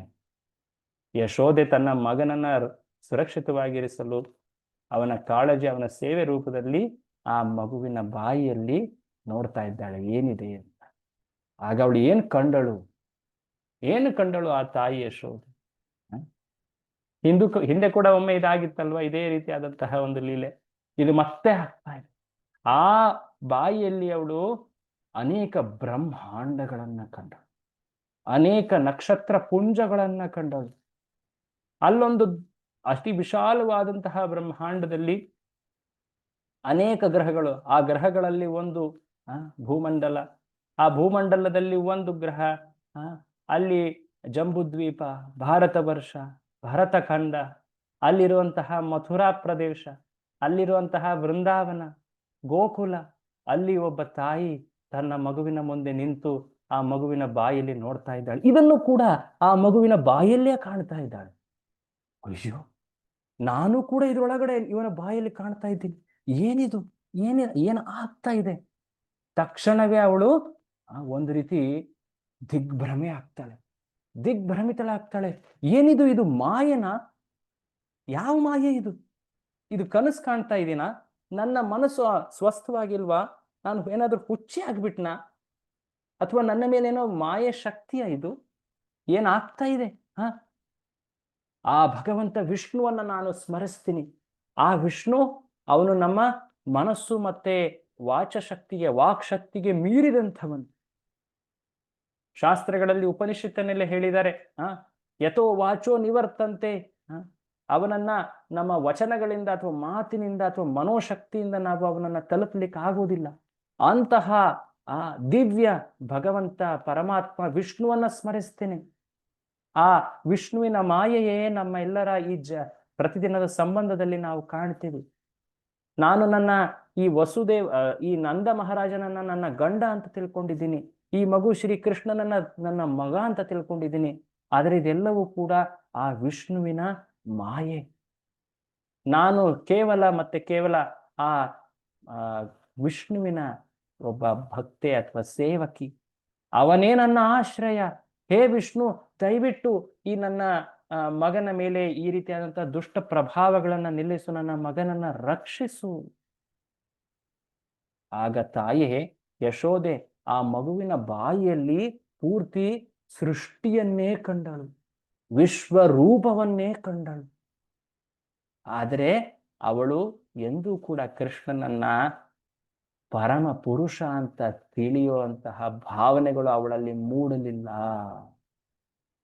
ಇದು ಬಹಳ ವಿಶೇಷ, ನಾವು ಗಮನಿಸಬೇಕಾದಂಥದ್ದು. ತಕ್ಷಣವೇ ಆ ತನ್ನ ತಾಯಿಯ ಆ ಭಾವನೆಗಳಲ್ಲಿ ಆದಂತಹ ಏನೋ ವಿಚಿತ್ರವನ್ನ ಕಂಡುಬಿಟ್ಟು ತಕ್ಷಣವೇ ಶ್ರೀಕೃಷ್ಣ ಅವನು ಆ ದೃಷ್ಟಿಯನ್ನ ಹಿಂದೆಗಿತಾನೆ. ಆಗ ಅವನು ಬಾಯಿಯನ್ನು ಮುಚ್ಚುತ್ತಾನೆ. ತಕ್ಷಣವೇ ಆ ಮಗುವನ್ನ ಆ ತಾಯಿ ಅಪ್ಪಿಕೊಂಡು ಪ್ರೀತಿಸ್ತಾಳೆ. ನೋಡಿ, ಈ ಶ್ರೀಕೃಷ್ಣನ ವ್ಯಕ್ತಿತ್ವದಲ್ಲಿ ಅನೇಕ ನೋಟಗಳುಂಟು. ಭಕ್ತಿ ಅಂದ್ರೆ ಭಗವಂತನಲ್ಲಿ ಕುರಿತಾದಂತಹ ಒಂದು ಸಂಬಂಧದ ಭಾವ. ಆ ಸಂಬಂಧ ಸೇವೆಯಿಂದ ಸ್ಥಾಪಿಸಲ್ಪಡುತ್ತೆ. ಆ ಸೇವೆಯನ್ನ ನಾವು ತಲುಪಲಿಕ್ಕೆ ಆ ಭಗವಂತನ ಶಕ್ತಿಗಳ ಅರಿವು ನಮಗೆ ಬೇಕು. ಭಕ್ತಿಯಲ್ಲಿ ತತ್ವವೂ ಇದೆ, ರಸವೂ ಇದೆ. ತತ್ವ ಅಂದ್ರೆ ಭಗವಂತನ ಐಶ್ವರ್ಯ ಅಥವಾ ಶಕ್ತಿಗಳ ಬಗ್ಗೆ ಇರುವಂತಹ ಅರಿವು, ಜ್ಞಾನ. ಹೇಗೆ ಆ ದೇವರು, ಆ ಪೂರ್ಣ ಪುರುಷೋತ್ತಮ, ಈ ಸೃಷ್ಟಿಯನ್ನು ಸೃಷ್ಟಿಸಿದವನು, ಇದನ್ನ ನಿರ್ವಹಿಸುವಂಥವನು, ಎಲ್ಲವೂ ನಾಶವಾದ ಮೇಲೆ ಅದನ್ನ ಸಂರಕ್ಷಿಸುವಂಥವನು, ಈ ತ್ರಿಗುಣಗಳು, ಕಾಲ, ಈ ಪ್ರಕೃತಿ ಎಲ್ಲವೂ ಕೂಡ ಅವನ ಶಕ್ತಿಯಿಂದ, ಅವನ ಅಧಿಪತ್ಯದಲ್ಲಿಯೇ ಎಲ್ಲವೂ ನಡೆಯುತ್ತೆ. ಇದೆಲ್ಲವನ್ನ ತಿಳಿಯೋದು ಇದು ತತ್ವ. ಅಷ್ಟೇ ಅಲ್ಲ, ಆಧ್ಯಾತ್ಮಿಕ ಜಗತ್ತಿನಲ್ಲಿಯೂ ಕೂಡ ಅನೇಕ ಬ್ರಹ್ಮ ಲೋಕಗಳುಂಟು. ಅಲ್ಲೆಲ್ಲ ಭಗವಂತನ ವಿವಿಧ ರೂಪಗಳುಂಟು. ಇದೆಲ್ಲವೂ ಕೂಡ ಐಶ್ವರ್ಯ ಜ್ಞಾನ. ಅವನಲ್ಲಿ ಮುಖ್ಯವಾಗಿ ಆ 6 ಐಶ್ವರ್ಯಗಳು, ಅತ್ಯಂತ ಸೌಂದರ್ಯ, ಅತ್ಯಂತ ಸಂಪತ್ತು, ಅತ್ಯಂತ ಖ್ಯಾತಿ, ಅತ್ಯಂತ ಜ್ಞಾನ, ಹೀಗೆ ಮುಖ್ಯವಾಗಿ 6 ಐಶ್ವರ್ಯಗಳನ್ನ ಪರಾಶರರು ನೆನೆಸ್ತಾರೆ.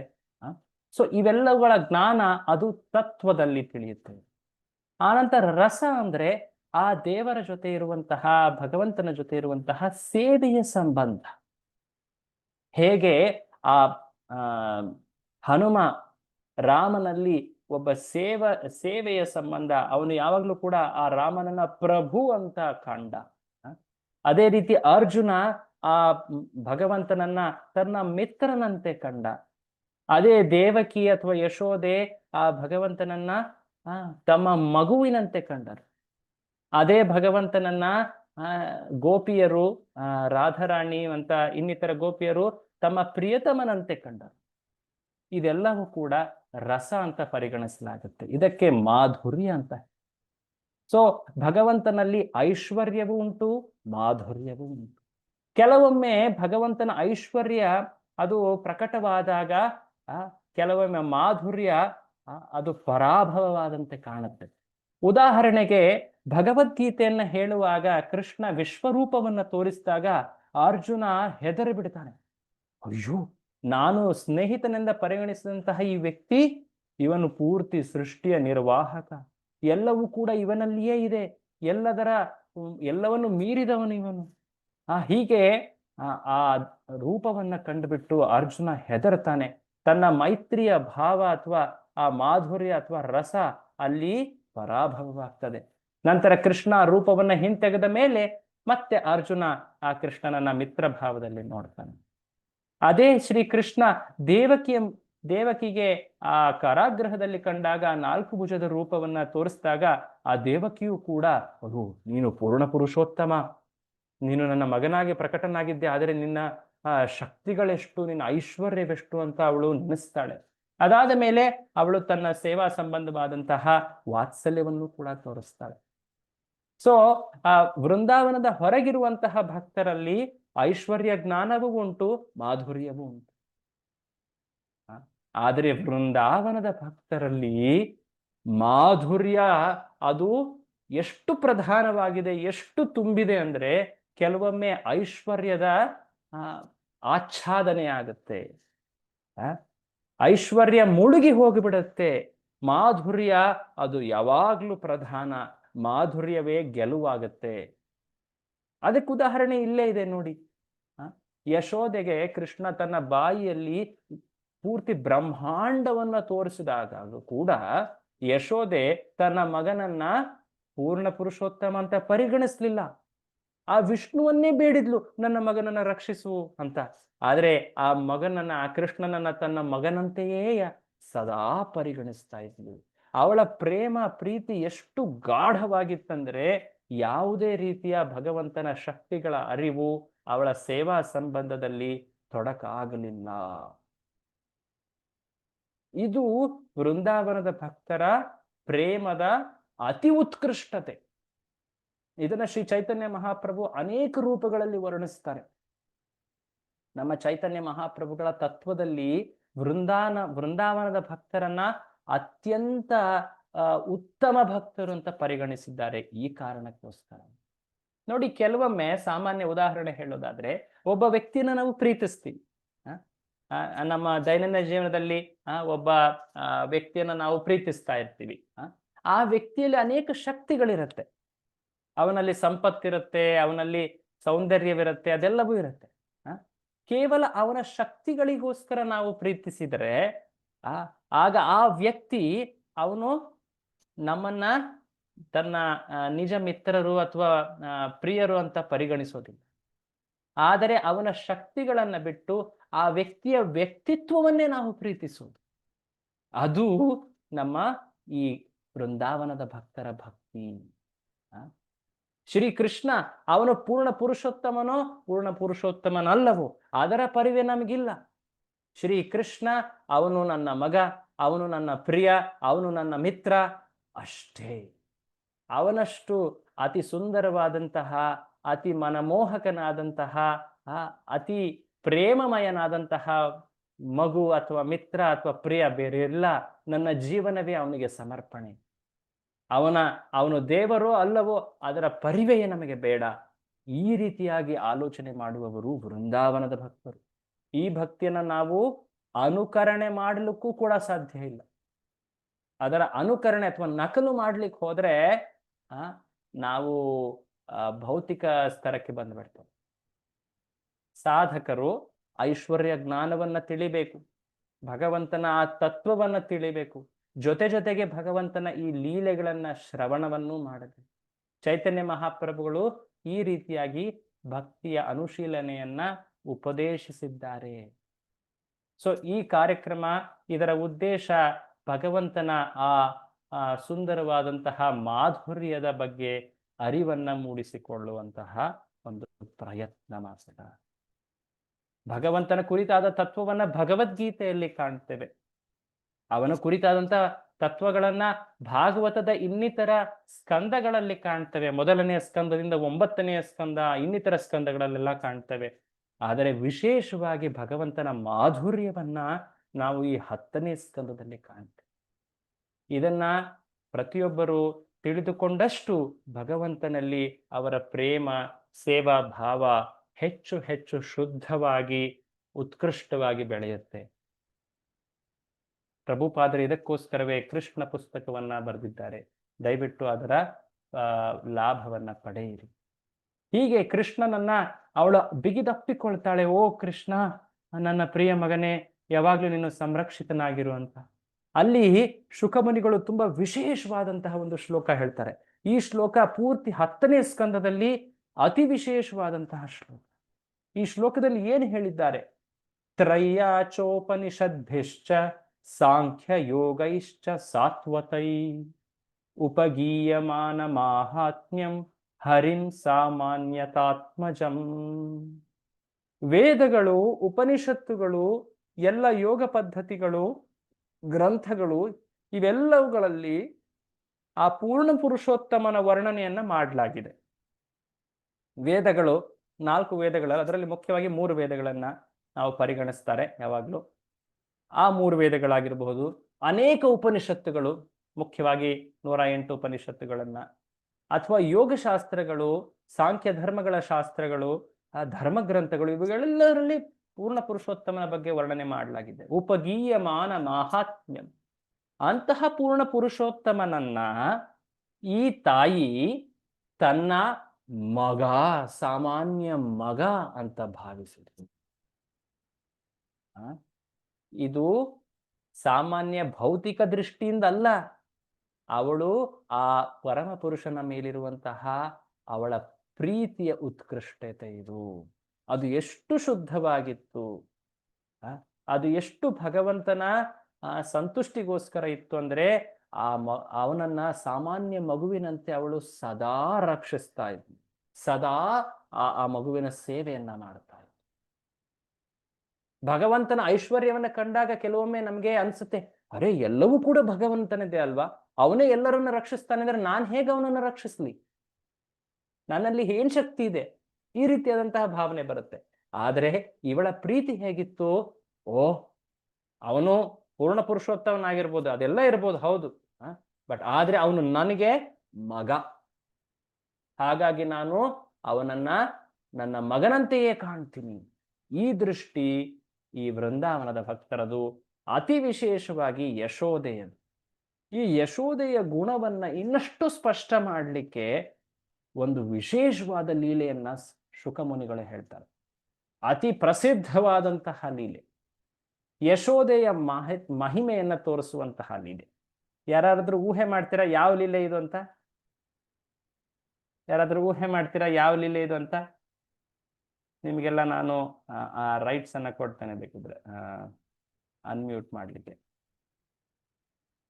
ಯಾರಾದ್ರೂ ಊಹೆ ಮಾಡ್ತೀರಾ ಯಾವ ಲೀಲೆ ಆಗಿರಬಹುದು ಇದು? ಆ ಯಶೋದೆಯ ಮಹಿಮೆಯನ್ನ ಪ್ರಭು ಯಾವುದು? ದಾಮೋದರ ಲೀಲೆನಾ ಪ್ರಭು? ದಾಮೋದರ ಲೀಲೆ, ಕರೆಕ್ಟ್. ಆ ದಾಮೋದರ ಲೀಲೆ ಏನಿದೆ ಅದರಲ್ಲಿ ಅದರ ಮುಖ್ಯ ಉದ್ದೇಶ ಏನಾಗಿತ್ತು? ಯಶೋದೆಯ ಭಕ್ತಿಯ ಉತ್ಕೃಷ್ಟತೆಯನ್ನ ತೋರಿಸುವುದು. ಆ ಉದ್ದೇಶದಿಂದ ಆ ಪೂರ್ಣ ಪುರುಷೋತ್ತಮ ಆ ಲೀಲೆಯನ್ನ ತೋರಿಸಿದ ಜಗತ್ತಿಗೆ. ಅದನ್ನ ಶುಕಿಮುನಿಗಳು ಈಗ ಹೇಳಲಿಕ್ಕೆ ಪ್ರಾರಂಭ ಮಾಡ್ತಾರೆ. ಆ ಲೀಲೆಯನ್ನ 10ನೇ ಸ್ಕಂದದಲ್ಲಿ 9ನೇ ಅಧ್ಯಾಯದಲ್ಲಿ ತುಂಬಾ ಚೆನ್ನಾಗಿ ವರ್ಣಿಸಿದ್ದಾರೆ. ಆ ಕಾರ್ತಿಕ ಮಾಸದಲ್ಲಿ ಈ ಲೀಲೆಯನ್ನು ಎಷ್ಟು ಸ್ಮರಿಸ್ತಾರೆ ಎಲ್ಲ ಭಕ್ತರು, ಪ್ರತಿ ದಿನ ಯಶೋದೆಯ ಆ ಭಕ್ತಿಯನ್ನ ನೆನೆಸ್ತಾರೆ. ಆ ದಿನ ದೀಪಾವಳಿ ದಿನ ಆಗಿತ್ತು. ಬೆಳಿಗ್ಗೆನೆ ಎದ್ದಂತಹ ಯಶೋದೆ ತನ್ನ ಮಗ ಇನ್ನೂ ಹಾಸಿಗೆಯಲ್ಲೇ ಇದ್ದಾನೆ, ಮಲಗಿದ್ದಾನೆ. ಬೆಳಿಗ್ಗೆನೆ ಎದ್ದು ಶುಚಿರ್ಭೂತಳಾಗಿ ಒಂದು ಸುಂದರವಾದಂತಹ ಕೇಸರಿ ಹಳದಿ ಬಣ್ಣದ ಸೀರೆಯನ್ನು ಹುಟ್ಟಿದ್ದಾಳೆ. ದೀಪಾವಳಿ ದಿನ ಆ ವಿಶೇಷವಾದಂತಹ ಪದ್ಮಗಂಧ ಹಾಲನ್ನ ತನ್ನ ದಾಸಿಯರೆಲ್ಲರೂ ಕೂಡ ಹಾಲನ್ನ ಮೊಸರನ್ನ ಮಜ್ಜಿಗೆಯನ್ನ ಅಲ್ಲಿ ಇಟ್ಟಿದ್ದಾರೆ. ಮೊಸರು ಕಡಿತಾ ಮಜ್ಜಿಗೆನ ಕಡಿತಾ ಈಗ ಆ ಹಾಲಿನಿಂದ ತಾನೇ ಬೆಣ್ಣೆ ಮಾಡಬೇಕು ಅನ್ನೋ ಒಂದು ಪ್ರಯತ್ನದಲ್ಲಿದ್ದಾರೆ. ನನ್ನ ಮನೆಯಲ್ಲಿ ಮಾಡೋ ಬೆಣ್ಣೆ ನನ್ನ ಮಗನಿಗೆ ಇಷ್ಟ ಆಗ್ತಿಲ್ಲ ಅನ್ಸುತ್ತೆ, ಹಾಗಾಗಿ ಅವನು ಬೇರೆಯವ್ರ ಮನೆಗೆ ಹೋಗಿ ಬೆಣ್ಣೆ ಕದೀತಾ ಇದ್ದಾನೆ. ನನ್ನ ದಾಸಿಯರು ಚೆನ್ನಾಗಿ ಬೆಣ್ಣೆ ಮಾಡ್ತಾರೆ, ನಾನೇ ಬೆಣ್ಣೆ ಮಾಡ್ತೀನಿ, ನಾನೇ ಮೊಸರು ಕಡಿತೀನಿ ಅಂತ ಹೇಳಿ ತಾನು ಆ ಮೊಸರು ಕುಡುಗೋಲನ್ನು ಹಿಡಿದು ಕಡಿತಾ ಇದ್ದಾಳೆ. ಕಡಿಯುವಾಗ ತನ್ನ ಸುಂದರ ಮಗನ ಆ ರೂಪವನ್ನ ಸ್ಮರಿಸ್ತಾಳೆ. ಅವನ ಆ ಹಾವಭಾವಗಳು, ಅವನ ನೋಟ, ಅವನ ಆ ವೈಖರಿ, ಅವನ ಲೀಲೆಗಳು ಎಲ್ಲವನ್ನ ಸ್ಮರಿಸ್ತಾ ಒಂದು ಸುಂದರವಾದ ಹಾಡನ್ನ ಅವಳು ಸೃಷ್ಟಿಸ್ತಾಳೆ. ಆ ಹಾಡನ್ನ ಹಾಡ್ತಾಳೆ, ತನ್ನ ಮಗನ ಕುರಿತಾದಂತಹ ಆ ಹಾಡುಗಳನ್ನ ವರ್ಣಿಸ್ತಾ ಆ ಹಾಡಿನಲ್ಲಿ ಎಷ್ಟು ಮರೆತು ಹೋಗ್ಬಿಟ್ಟಿದ್ದಾಳೆ. ಆ ಹಾಡನ್ನ ಕೇಳ್ತಾ ಮಲಗಿದ್ದಂತಹ ಕೃಷ್ಣ ಎದ್ದು ಮೆಲ್ಲಗೆ ಬಂದು ತನ್ನ ತಾಯಿಯ ಕೈಯನ್ನ ಹಿಡಿತಾನೆ. ಒಂದು ಕೈ ತಾಯಿ ಮೇಲಿದ್ರೆ ಇನ್ನೊಂದು ಕೈ ಅವನದ್ದು ಡೈರೆಕ್ಟ್ ಆಗಿ ಆ ಕಡುಗೋಲ ಮೇಲೆ ಹೋಗ್ಬಿಡುತ್ತೆ. ಕಡುಗೋಲನ್ನು ಹಿಡಿದ್ಬಿಡ್ತಾನೆ. ಆಗ ಯಶೋದೆ, ಅಬ್ಬಾ, ನನ್ನ ಮಗ ಎಷ್ಟು ಬುದ್ಧಿವಂತ, ಅವನಿಗೆ ನನ್ನ ಎದೆ ಹಾಲು ಬೇಕನ್ನ ತೋರಿಸ್ಲಿಕ್ಕೆ ಈ ರೀತಿ ಮಾಡ್ತಾ ಇದ್ದಾನ. ಓ ಮಗು, ಆಯ್ತು, ನಿನಗೆ ನನ್ನ ಪ್ರೀತಿಯನ್ನ ಕೊಡಿಸ್ತೀನಿ ಅಂತ ಹೇಳಿ ಆ ಕುಡುಗೋಲನ್ನ ಕೈ ಬಿಟ್ಟು ಆ ಮಗನನ್ನ ತನ್ನ ಮಡಿಲಿನಲ್ಲಿಟ್ಟು ಅವಳು ತನ್ನ ಶುದ್ಧ ದ್ರವರೂಪದ ಆ ಭಕ್ತಿ ಆ ಹಾಲನ್ನು ಉಣಿಸ್ತಾಳೆ. ವಾತ್ಸಲ್ಯದ ಪರಮ ಪ್ರತೀಕ ಈ ಯಶೋದೆ. ಸೊ ಅವಳು ಆ ಹಾಲನ್ನು ಉಣಿಸ್ತಾಳೆ. ಹಾಲನ್ನು ಉಣಿಸ್ತಾ ಇದ್ದಾಳೆ. ಕೃಷ್ಣ ಅವಳ ಮುಖವನ್ನ ನೋಡ್ತಾ ಆ ಹಾಲನ್ನು ಸೇವಿಸ್ತಾ ಇದ್ದಾನೆ. ಆ ತಾಯಿ ಕೂಡ ಆ ಮಗುವನ್ನ ನೋಡ್ತಾ ಆ ಪರಮ ಪ್ರೀತಿಯಲ್ಲಿ ಆ ಸೇವೆಯನ್ನ ಮಾಡ್ತಾ ಇದ್ದಾಳೆ. ತಕ್ಷಣ ಅಲ್ಲಿ ಪಕ್ಕದಲ್ಲೇ ಇದ್ದಂತಹ ಅಡಿಗೆ ಮನೆಯಲ್ಲಿ ಹಾಲು ಉಕ್ಕೋ ಸದ್ದು ಗೊತ್ತಾಗುತ್ತೆ. ತಕ್ಷಣವೇ ಅವಳಿಗೆ ನೆನಪಾಗುತ್ತೆ, ಅಯ್ಯೋ, ಈ ಹಾಲು ತುಂಬಾ ವಿಶೇಷವಾದಂತಹ ಹಾಲು. ಈ ಹಾಲಿನಲ್ಲಿ ನಾನು ಆ ನನ್ನ ಮಗ ಕೃಷ್ಣನಿಗೆ ಅಂತ ವಿಶೇಷವಾದಂತಹ ಹಾಲಿನ ಸಿಹಿಗಳನ್ನ ನಾನು ಸಿಹಿ ಖಾದ್ಯ ಮಾಡ್ಬೇಕಾಗಿತ್ತು. ಸಂದೇಶ್, ರಬಡಿ, ಈ ರೀತಿಯಾಗಿ. ಅದಕ್ಕೋಸ್ಕರ ನಾನು ಈ ಹಾಲನ್ನ ಇಟ್ಟಿದ್ದೆ. ಅಯ್ಯೋ, ಅದು ಸೀದ್ ಹೋಗ್ತಾ ಇದೆ ಅನ್ಸುತ್ತೆ, ಹಾಲೆಲ್ಲ ಉಕ್ಕಿ ಹರಿದು ಬೀಳ್ತಾ ಇದೆ, ಅಯ್ಯೋ ಅಯ್ಯೋ ಅಂತ ಹೇಳಿ ಅವಳು ತನ್ನ ಮಗನನ್ನ ಕೆಳಗಿಟ್ಟು ಮಗನಿಗೋಸ್ಕರ ಅಲ್ಲಿ ಹಾಲನ್ನು ಉಕ್ಕಿಸ್ತಾ ಇದ್ಲು. ಆ ಹಾಲನ್ನು ಉಳಿಸ್ಲಿಕ್ಕೆ ಓಡೋದ್ಲು. ಆಗ ಮಗ ಕೃಷ್ಣ ಕೋಪಿತನಾಗ್ತಾನೆ. ನನ್ನನ್ನ ಕೆಳಗಿಟ್ಬಿಟ್ಟು ನಿನ್ನ ಹಾಲಿಗೋಸ್ಕರ ಹೋಗ್ತಾ ಇದೀಯಾ ಅಂತ ಹೇಳಿ ಅವನು ಒಂದು ರೀತಿ ಹಠ, ಆ ಕೆಲವು ಮಕ್ಕಳು ಇದು ಮಾಡ್ತಾವಲ್ಲ, ಸಿಟ್ಟಿನಲ್ಲಿ ಬರ್ತಾವಲ್ಲ, ಆ ರೀತಿಯಾದಂತಹ ಭಾವದಲ್ಲಿ ಅವನು ನನ್ನನ್ನು ಕೆಳಗಿಟ್ಬಿಟ್ಟ ಅಂತ ಹೇಳಿ ಕೋಪದಲ್ಲಿ ಅವನು ಅಲ್ಲೇ ಇದ್ದಂತಹ ಒಂದು ಸಣ್ಣ ಕಲ್ಲಿನಿಂದ ಕಡಿತಾ ಇದ್ದಂತಹ ಆ ಮೊಸರಿನ ಬೆಣ್ಣೆಯ ಮಡಿಕೆಯನ್ನ ಹೊಡಿತಾನೆ. ಒಡೆದು ಬಿಟ್ಟು ಅಲ್ಲಿಂದ ತೆವಳ್ತಾ ಹೊರಗೆ ಹೋಗ್ಬಿಡ್ತಾನೆ. ಆ ಹಾಲನ್ನ ಕೆಳಗಿಳಿಸಿ ತಾಯಿ ಮತ್ತೆ ಬರ್ತಾಳೆ, ನೋಡ್ತಾಳೆ, ಅಯ್ಯೋ, ಈ ಮಡಿಕೆ ಒಡೆದು ಹೋದಾಗಿದೆಯಲ್ಲ, ಅದು ಕೂಡ ಯಾರು ಹೊಡೆದಿರ್ಬೋದು? ನನ್ನ ಮಗನೇ ಹೊಡೆದಿದ್ದಾನೆ. ಆದ್ರೆ ನನ್ನ ಮಗ ಎಷ್ಟು ಬುದ್ಧಿವಂತ ನೋಡು, ಯಾವ ಭಾಗದಲ್ಲಿ ಮಡಿಕೆ ಹೊಡೆದಿದ್ದಾನೆ, ಆ ಭಾಗದಲ್ಲಿ ಹೊಡೆದಿರೋದ್ರಿಂದ ಆ ಮಡಿಕೆಯಲ್ಲಿ ಏನೂ ಉಪಯೋಗವೇ ಇಲ್ಲ. ಆ ಮಡಿಕೆಯಲ್ಲಿರೋ ಎಲ್ಲ ಬೆಣ್ಣೆ ಈಗ ನೆಲದ ಹರಿದು ಹೋಗ್ಬಿಟ್ಟಿದೆ. ಎಷ್ಟು ಬುದ್ಧಿವಂತ ನನ್ನ ಮಗ. ಆದ್ರೂ ಕೂಡ ಅವನಿಗೆ ನಾನು ಶಿಕ್ಷಿಸ್ತಾ ಇದ್ರೆ ಈ ರೀತಿ ತುಂಟತನ, ಕೆಲವೊಮ್ಮೆ ಉಡಾಳನಾಗಿ ಕೆಟ್ಟ ಗುಣಗಳು ಅವನಲ್ಲಿ ಬರಬಹುದು. ಸುಳ್ಳು ಹೇಳೋದು, ಸಿಟ್ಟು ಮಾಡ್ಕೊಳ್ಳೋದು. ಹಾಗಾಗಿ ಈ ರೀತಿ ಗುಣಗಳನ್ನ ನಿಗ್ರಹಿಸ್ಬೇಕು. ನಾನು ಅವನಿಗೆ ಶಿಕ್ಷೆ ನೀಡ್ತೀನಿ ಅಂತ ಹೇಳಿ ತಾಯಿ ಹುಡುಕ್ತಾ ಇದ್ದಾಳೆ. ಎಲ್ಲಿದ್ದಾನೆ ನನ್ನ ಮಗ? ಅವನ ಆ ಬೆಣ್ಣೆ ಕಾಲಿನ ಗುರುತುಗಳು ಅಲ್ಲೆಲ್ಲ ಕಾಣ್ತಾ ಇದ್ದಾವೆ. ಹುಡುಕ್ತಾ ಹೋಗ್ತಾ ಇದ್ದಾಳೆ. ಆ ಬೆಣ್ಣೆ ಕಾಲು ಗುರುತುಗಳು ಜನ್ಮಾಷ್ಟಮಿಗೆ ಎಲ್ಲ ಮನೆಗಳಲ್ಲಿ ಮಾಡ್ತಾರಲ್ವಾ, ತಾವೆಲ್ಲರೂ ಕೂಡ ಮನೇಲಿ ಮಾಡಿ. ಅಫ್ಕೋರ್ಸ್ ಆ ಸಂಸ್ಕೃತಿಯಲ್ಲಿ ಇದ್ದೇ ಇದೆ ಕೃಷ್ಣನ ಆ ಬೆಣ್ಣೆ ಕಾಲಿನ ಗುರುತುಗಳನ್ನ ಮಾಡುವಂಥದ್ದು ಅಲ್ವೇ. ಸೊ ಹೀಗೆ ಕೃಷ್ಣ ಅಲ್ಲಿ ಪಕ್ಕದಲ್ಲಿ ಅಲ್ಲಿ ಹೋಗಿ ಮೇಲಿಟ್ಟಿದ್ದಂತಹ ಬೆಣ್ಣೆಯ ಮಡಿಕೆಯನ್ನ ತನ್ನ ಮಿತ್ರರೊಡನೆ ಅಲ್ಲಿ ಹತ್ತಿ ಆ ಮಡಿಕೆಯನ್ನ ಕೆಳಗಿಳಿಸಿ ಅದನ್ನ ತೆಗೆದು ಅಲ್ಲಿದ್ದಂತಹ ಮಂಗಗಳಿಗೆ, ಕೋತಿಗಳಿಗೆ ಆ ಬೆಣ್ಣೆಯನ್ನು ಹಂಚ್ತಾ ಇದ್ದಾನೆ. ಮೆಲ್ಲಗೆ ಹಿಂದಿನಿಂದ ಆ ತಾಯಿ ಬರ್ತಾಳೆ. ತಾಯಿ ಬಂದ ತಕ್ಷಣನೇ ಆಕ್ಚುಲಿ ಹಿಂದ್ಗಡೆಯಿಂದ ಬರ್ತಾ ಇದ್ದಾಳೆ ತಾಯಿ. ಆ ತಾಯಿ ನೋಡಿದ ತಕ್ಷಣ ಆ ಮಂಗಗಳು ಕೀ ಅಂತ ಹೇಳಿ ತುಂಬಾ ಒಂದು ರೀತಿ ಹೆದರಿ ಓಡೋಗ್ಬಿಡ್ತಾವೆ. ತಕ್ಷಣವೇ ಕೃಷ್ಣನಿಗೆ ಗೊತ್ತಾಗುತ್ತೆ, ಅಯ್ಯೋ ನನ್ನ ತಾಯಿ ಬಂದಿದ್ದಾಳೆ ಅಂತ. ಅವನು ಆ ಒಳಕಲ್ಲ ಅಂತ ಏನ್ ಹೇಳ್ತಾರಲ್ವಾ, ಉಲೂಖಲ ಅಂತ ಸಂಸ್ಕೃತದಲ್ಲಿ ಹೇಳ್ತಾರೆ, ಅದರಿಂದ ಕೆಳಗಿಳಿದು ಓಡ್ಲಿಕ್ಕೆ ಪ್ರಾರಂಭ ಮಾಡ್ತಾನೆ. ಮನೆಯೊಳಗೆ ಇದ್ಬಿಟ್ರೆ ನನ್ನ ತಾಯಿ ಹಿಡಿದು ಬಿಡ್ತಾಳೆ, ಮನೆ ಹೊರಗೆ ಹೋಗ್ಬಿಟ್ರೆ ಅಟ್ಲೀಸ್ಟ್ ಜನ ಎಲ್ಲ ಕಾಣಿದಾಗ ಅವಳು ಅಟ್ಲೀಸ್ಟ್ ಈ ರೀತಿ ಕಾರ್ಯ ಮಾಡೋದಿಲ್ಲ, ತನ್ನ ಮಗನ್ನೇ ಅಟ್ಟಿಸ್ಕೊಂಡು ಹೊಡೆಯುವಂತ ಕಾರ್ಯ ಮಾಡೋದಿಲ್ಲ. ನಾನು ಅಂಗಳಕ್ಕೆ ಹೋಗ್ಬಿಡ್ತೀನಿ, ಹೊರಗೆ ಹೋಗ್ಬಿಟ್ರೆ ಬೇರೆಯವ್ರ ಮುಂದೆ ಈ ರೀತಿ ಕಾರ್ಯ ಮಾಡೋದಿಲ್ಲ, ನನ್ನ ತಾಯಿ ನನ್ನ ಹೊಡೆಯೋ ಕಾರ್ಯ ಅಂತ ಹೇಳಿ ಯೋಚನೆ ಮಾಡಿ ಕೃಷ್ಣ ಮನೆ ಅಂಗಳದಲ್ಲಿ ಹೊರಗಡೆ ಓಡ್ತಾ ಇದ್ದಾನೆ. ಆದ್ರೆ ತಾಯಿ ಯಶೋದೆ ಇವತ್ತು ಬಿಡೋ ಮೂಡ್ನಲ್ಲೇ ಇಲ್ಲ. ಇವತ್ತು ನಾನು ಅವನಿಗೆ ಪಾಠ ಕಲಿಸ್ಲೇಬೇಕು. ಇಷ್ಟೊಂದು ಹಠ, ಇಷ್ಟೊಂದು ತುಂಟತನ. ಈ ಭಾವದಲ್ಲಿ ಅವಳು ಕೈಯಲ್ಲೊಂದು ಕೋಲ್ ಹಿಡಿದಿದ್ದಾಳೆ, ಓಡ್ತಾ ಇದ್ದಾಳೆ. ಕೃಷ್ಣ ಓಡ್ತಾ ಇದ್ದಾನೆ. ಆ ತುಂಟ ಕೃಷ್ಣ ಕೇವಲ 3 ವರ್ಷದ ವಯಸ್ಸದು, ನೆನಪಿಡಿ. 3 ವರ್ಷ 2-3 ತಿಂಗಳಾಗಿರುತ್ತೆ ಅಷ್ಟೇ. ಆ ವಯಸ್ಸಿನ ತುಂಟ ಬಾಲ ಕೃಷ್ಣ ಓಡ್ತಾ ಇದ್ದಾನೆ. ಯಶೋದೆ ಓಡ್ತಾ ಇದ್ದಾಳೆ. ಆ ಸುಂದರವಾದಂಥ ದೃಶ್ಯವನ್ನ ಸತ್ಯವ್ರತ ಮುನಿ ಒಂದು ದೊಡ್ಡ ಪದ್ಯದಲ್ಲೇ ಬರೆದಿದ್ದಾರೆ. ದಾಮೋದರ ಅಷ್ಟಕಂ ನಮಾಮೀಶ್ವರಂ ಸಚ್ಚಿದಾನಂದ ರೂಪಂ. ಆ ಸಚ್ಚಿದಾನಂದ ರೂಪ ಈಶ್ವರ ಲಸತ್ ಕುಂಡಲಂ ಗೋಕುಲೆ ಭ್ರಾಜಮಾನಂ ಯಶೋದಾ ಭಿಯೋಲು ಖಲಾಧವಮಾನಂ. ಯಶೋದ ಆ ಒಳಕಲಿನಿಂದ ಕೆಳಗಿಳಿದು ಕೃಷ್ಣ ಓಡ್ತಾ ಇದ್ದಾನೆ. ಈಗ ಯಶೋದೆ ಅವನನ್ನ ಹಿಂಬಾಲಿಸ್ತಾ ಓಡ್ತಾ ಇದ್ದಾನೆ. ಓಡ್ಬೇಕಾದ್ರೆ ಅವಳ ತಲೆ ಮೇಲಿದ್ದಂತಹ ಹೂವುಗಳು ಅವುಗಳು ಮಾತಾಡ್ತಾ ಇದ್ದಾವೆ. ಅಯ್ಯೋ, ಈಗ ಕೃಷ್ಣನನ್ನು ಹಿಡೀಲಿಕ್ಕೆ ಹೋಗ್ತಾ ಇದ್ದಾಳೆ ಈ ಭಕ್ತೆ, ನಾವು ಇವಳು ಪರವಾಗಂತೂ ನಿಲ್ಲೋದಿಲ್ಲ, ಕೃಷ್ಣನ ವಿರುದ್ಧ ಆಗತ್ತೆ ಅಂತ ಹೇಳಿ ಕೆಲವು ಹೂಗಳು ಅವಳ ತಲೆಯಿಂದ ಕೆಳಗೆ ಬಿದ್ಬಿಟ್ಟು, ಕೆಲವು ಹೂಗಳು ಅಯ್ಯೋ ಇವಳ ಭಕ್ತಿ ಎಷ್ಟು ಶ್ರೇಷ್ಠವಾಗಿದೆಯಪ್ಪ, ಆ ಪರಮ ಪುರುಷ ಅವನ ಅಂತ ಯೋಗಿಗಳು ಕೂಡ ಇವನನ್ನ ಇವನ ಒಂದು ಕಾಲಿನ ಬೆರಳಿನ ಆ ಉಗುರಿನ ಒಂದು ತುಣುಕನ ಆ ಕಾಂತಿಯನ್ನು ಕೂಡ ಕಾಣ್ಲಿಕ್ಕೆ ಅವ್ರಿಗೆ ಆಗೋದಿಲ್ಲ. ಅಷ್ಟು ಇವನು ಪರಾತ್ಪರನು, ಯಾರಿಗೂ ಸಿಗದಂಥವನು ಇವನು, ಈ ಪರಮ ಪುರುಷ. ಯೋಗಿಗಳು ಎಷ್ಟು ತಪಸ್ಸು ಮಾಡ್ತಾರೆ, ಜ್ಞಾನಿಗಳು ಎಷ್ಟು ವಿಮರ್ಶೆ, ಎಷ್ಟು ವೈರಾಗ್ಯ, ಎಷ್ಟೆಲ್ಲ ಚಿಂತನೆ ಮಾಡಿದ್ರು ಕೂಡ ಯಾರಿಗೂ ಸಿಗದಂತಹ ಈ ಪರಮ ಪುರುಷ ಈಗ ಈ ತನ್ನ ತಾಯಿ, ಒಬ್ಬ ಸಾಮಾನ್ಯ ಸ್ತ್ರೀ, ಇವಳ ಕೈಗೆ ಇವನು ಸಿಲುಕ್ತಾ ಇದ್ದಾನ. ಇವಳ ಭಕ್ತಿ ಎಷ್ಟು ಶ್ರೇಷ್ಠ, ಅವಳ ಕಾಲಿಗೆ ಬಿದ್ದುಬಿಟ್ಟು ಅವಳನ್ನ ನಮಸ್ಕಾರ ಮಾಡೋಣ ಅಂತೇಳಿ ಕೆಲವು ಹೂಗಳು ಕೆಳಗಡೆ ಬಿದ್ದು ಆ ತಾಯಿಯ ಪಾದಸ್ಪರ್ಶವನ್ನ ಮಾಡ್ತಾನೆ.